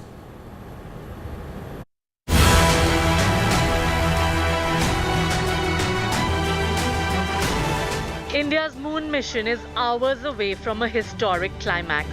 Chandrayaan's Vikram lander is approaching the moon rendezvous. Saying hello to Chandrama, snapping breathtaking images from close vicinity, showing moon in all its glory, with details of the unexplored far side, complete with billion-year-old craters. Indian Space Agency asserted that the mission is fully on track. The system is undergoing regular checks to ensure a smooth touchdown. It is almost similar to what we designed or developed for Chandrayaan 2, except for instead of orbiter now, because orbiter is anyway working fine and it is still useful and it is giving a lot of important data which will be utilized for Chandrayaan 3 landing also. So we decided that orbiter will be replaced by a propulsion module, which duty is to take it to the orbit of moon surface. ISRO is not taking any chances, especially after crash of the Russian moon mission. Keeping another landing site ready for Sunday touchdown if parameters aren't ideal on Wednesday. Former ISRO chief K. Sivan broke down the final maneuvers moments before the planned touchdown. I want to start by asking you about the lunar mission of the Russians, which crashed very unfortunately over the weekend without being able to land successfully. You know, given what has happened with the Luna 25, which was Russia's first attempt to land a spacecraft off the moon and that ending in failure, you know, would that increase the levels of anxiety of the team in the Space Center of ISRO at this moment? Does that make you one extra level more anxious? No, it is not so. First of all, Luna mission failure and this one, they are not related. Luna, actually, that is have its own system, its own the sensor, thrusters, and it may have its own characteristics. But we have our own system, our own thruster, our own sensors, which it has been functioning very nicely and without any problem. And till now we are achieved what we want in a perfect way. And I am sure that this will repeat on 23rd also. So we will get a good landing, and we are not getting disturbed by the Luna 25 failure. They are not related, they are not a similar system, they are different system. Okay. So we are confident that we will be able to achieve without any problem. A billion cheers, prayers and wishes are meanwhile pouring in as India roots for Chandrayaan 3. एक बहुत बड़ा इतिहास भारत के सभी विशेषज्ञों ने, हमारे वैज्ञानिकों ने रचा है और प्रधानमंत्री जी के नेतृत्व में भारत नई ऊंचाइयां तो छू ही रहा था। भारत का तिरंगा केवल देश के अंदर नहीं लेकिन विश्व पटल पर अब हमारी यही कोशिश है कि वो तिरंगा चांद पे भी गाड़ के रखा जाए। Special pujas are being held in temples and namaz is being offered in mosques, all for Chandrayaan's success. The lander is expected to touch down on Moon's south polar region at 6:04 p.m. on Wednesday. We wish India a grand success in conquering the moon. With Akshita Nandagopal in Bengaluru and Milan Sharma in Ahmedabad, Bureau Report, India Today. All right, India standing literally on the cusp of etching lunar history. I want to quickly cut across to my colleague Akshita Nandagopal, who's going to be tracking all developments from Bengaluru. The Prime Minister as well would be joining in virtually, and this time hopefully after landing. In the studio with me is Raj Chengappa, Group Editorial Director, publishing the India Today Group. Also joining me is Dr. P. Srikumar, former Group Director, ISRO Satellite Center. He is also currently the Director of Manipal Center for Natural Sciences. Akshita, I'm going to quickly come to you and free you up because you have a very early morning and which is going to go down all the way till 6 p.m. tomorrow. So what can we expect? A sense of excitement where Bengaluru is concerned, all eyes focused on the big landing this time. Hopefully it happens.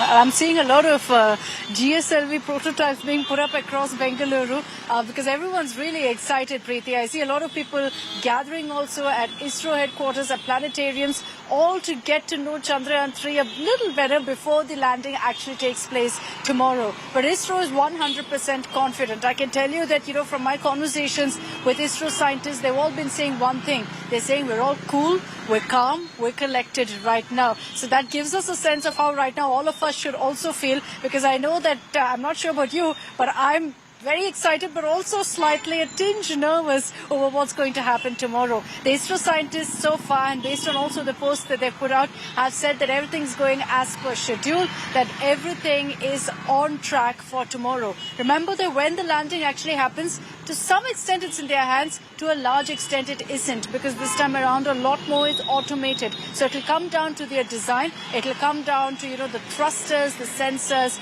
and the cameras that are on board lander Vikram. We're all hoping for the best, and as you pointed out, Prime Minister Narendra Modi in 2019 was here in Pune on the outskirts of Bengaluru. He was with the ISRO scientists, and we can't forget those heartbreaking images of when K7 broke down and the Prime Minister hugged him and consoled him. This time around he's not here, so he's going to be joining virtually and watching live as the lander touches down. Well, you're right there. The Prime Minister there literally last time around had lent a shoulder for the ISRO scientists to cry on, because you were just there but just not quite. Hopefully, like I said, fingers crossed, tomorrow is going to be very different. Akshata is going to be joining us 7 a.m. onwards as we chair for the Chandrayaan 3. Thank you, Akshata, for joining us. And like Akshata says, very hopeful, very positive, but really, can't really miss the butterflies in your stomach, because a lot of it us watched with bated breath the last time, tinged with disappointment, and now the build-up starting again. I want to cut across to Raj Chingappa, Group Editorial Director, who was there the last time around in Bengaluru. This time, Raj, how do you see it different? And what is it where ISRO is concerned that they've done differently from the last time, that they clearly seem to be a lot more confident this time around? Well, talking about last time, it was around this year, I think August 20th, when we were all at outside the mission control room where the media was, and we were watching the television, and as we thought it was going to be a success, the descent phase was all there, and then the last minute or so, things went terribly wrong. There's pin drop silence. What I think ISRO has done after that, I mean, we all grieved with the ISRO scientists and felt their sadness, but I think what ISRO has shown over the years is great resilience. They have come back from failures. If you recall, right from the time, and I've been covering space since 1980 onwards, when Dr. Kalam was there. And his first launch, which he's known for, the SLV-3, which the first satellite launcher that India did, failed. And the next launch was a success. So failure and success are, go together, as we've seen the Russian aircraft Luna 25. Despite the kind of experience they had with Soviet Union having over 60 launches at that time, it did fail. And even at that time, between the 1959 and 1976, when lunar launches were abundant, almost 50% of them failed, despite people landing on the moon, particularly, Americans only landing on the moon and demonstrating their capability. So I think what ISRO has done this time is that it has studied very carefully what were the issues. And what were the issues? There were three major problems that seemed to have happened, and it started, of course, with the propulsion. As it was coming down, it was moving too fast. The result of that started cascading, because the moment you are not getting the right force, it was at a height of 6,000, the speed of around 6,000 kilometers per hour, that's 5 times the speed of sound. So if you take your fighter jets, they travel at twice, Mach 2, this is traveling at Mach 6. You have to bring it down to walking speed. So you start cutting on the descent phase, you start reducing it, so it starts descending like this. Now around this point, just about 400 meters above the moon, there was to be a maneuver that would then bring it vertical and make it land. It is at this time, just before that, there was a excess acceleration that was there. That confused the guidance system. That created its own anomaly. And we were shocked when we saw the satellite turn and then lost communication. At that particular time, two other things happened. You had the guidance and then the control, and then it crashes. So what ISRO has done this time, from what I understand, and I spoke to the chairman yesterday itself, Dr. Somnath, and he was saying that they've built what he calls a rugged spacecraft, which is at every stage they have built in for failure. So you have, if he talked earlier of, what they call a successful attempt, where you think everything is going to be successful, this time they plan for everything to fail. So they've got redundancies, whether it's in the propulsion system, they're carrying more fuel this time.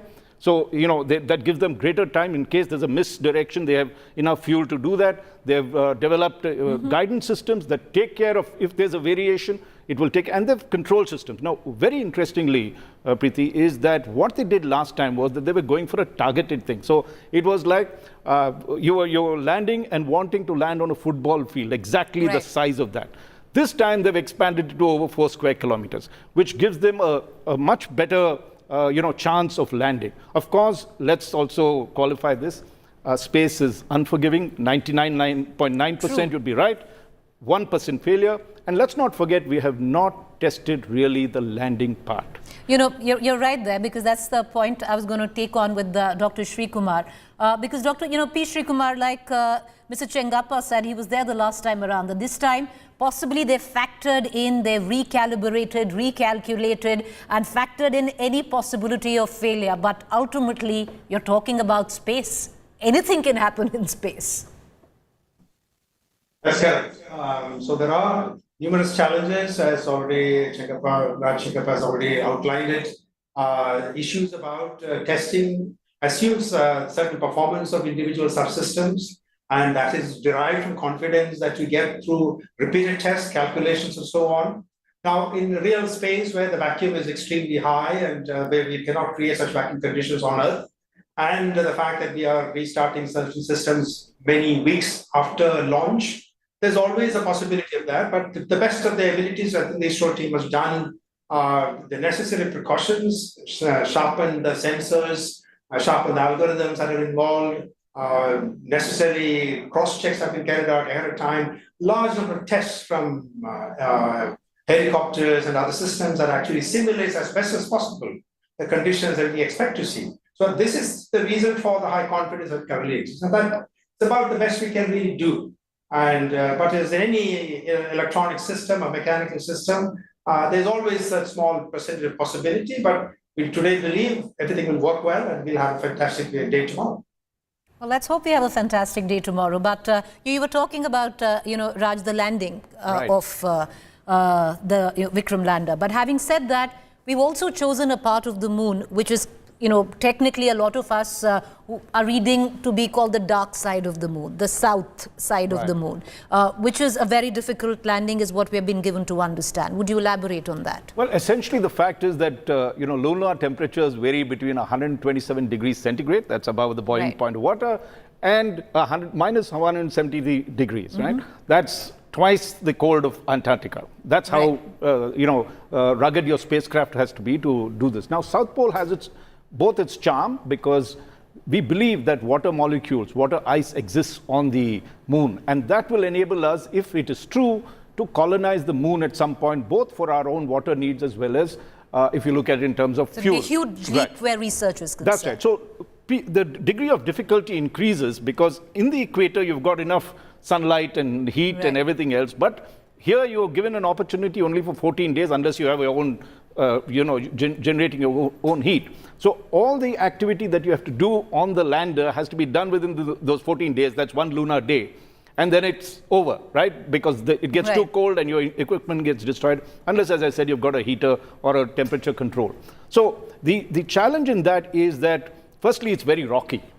See, the moon has no atmosphere. So actually what happens is there's a lot of craters hammering it.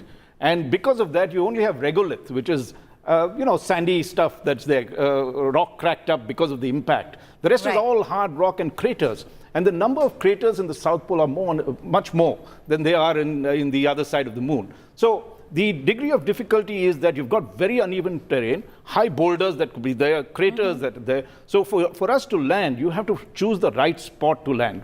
And I think cleverly, what the scientists have done this time is used Chandrayaan-2, the orbiter, to map that entire area. Last time we were using the lander cameras to sort of detect which is the best route. And now they've mapped it perfectly. So they've fed that data in. They know precisely where they want to land.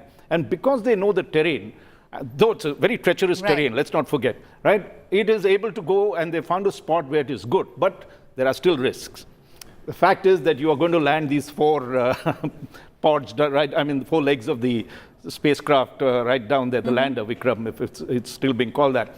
And any tilt like this could make it topple, right? So you have to be very careful about where you're landing, what is the degree of tilt. But the good thing is that they've built in the redundancy even for that. They have given from walking speed, if it bangs down like that, to a little running speed. Is there a possibility this time around that the Chandrayaan could crash? Of course. There is a possibility. Of course, because look, we have not tested that part, right? Where landing is concerned. Where landing, we've Right. tested right up to the point where you're hovering at 400 meters. Yeah. The crucial part is the vertical. You know, the spacecraft is coming at an angle like this. Right. And then it puts itself, vertical, and then has to come and land down like that. Now, we haven't really tested this part, which is the critical part, because you're cutting the speed from a tremendous amount to almost near zero, and your ability to hover, find the right spot, land at that spot without damage to your equipment or without toppling over. Dr. Srikumar, would you want to weigh in on that, especially the fact that, Raj calls it a great risk, but, you can go back and take the help of literature and, get into, with great risks come great opportunity. But having said that, to pick the South Pole, trying to land there, would you want to weigh in on what Raj just said? Yeah, one of the other challenges of going further south towards the pole of the moon is the fact that the sun does not appear very high in the horizon. So it will be less than 10 degrees or so, which means it actually produces long shadows.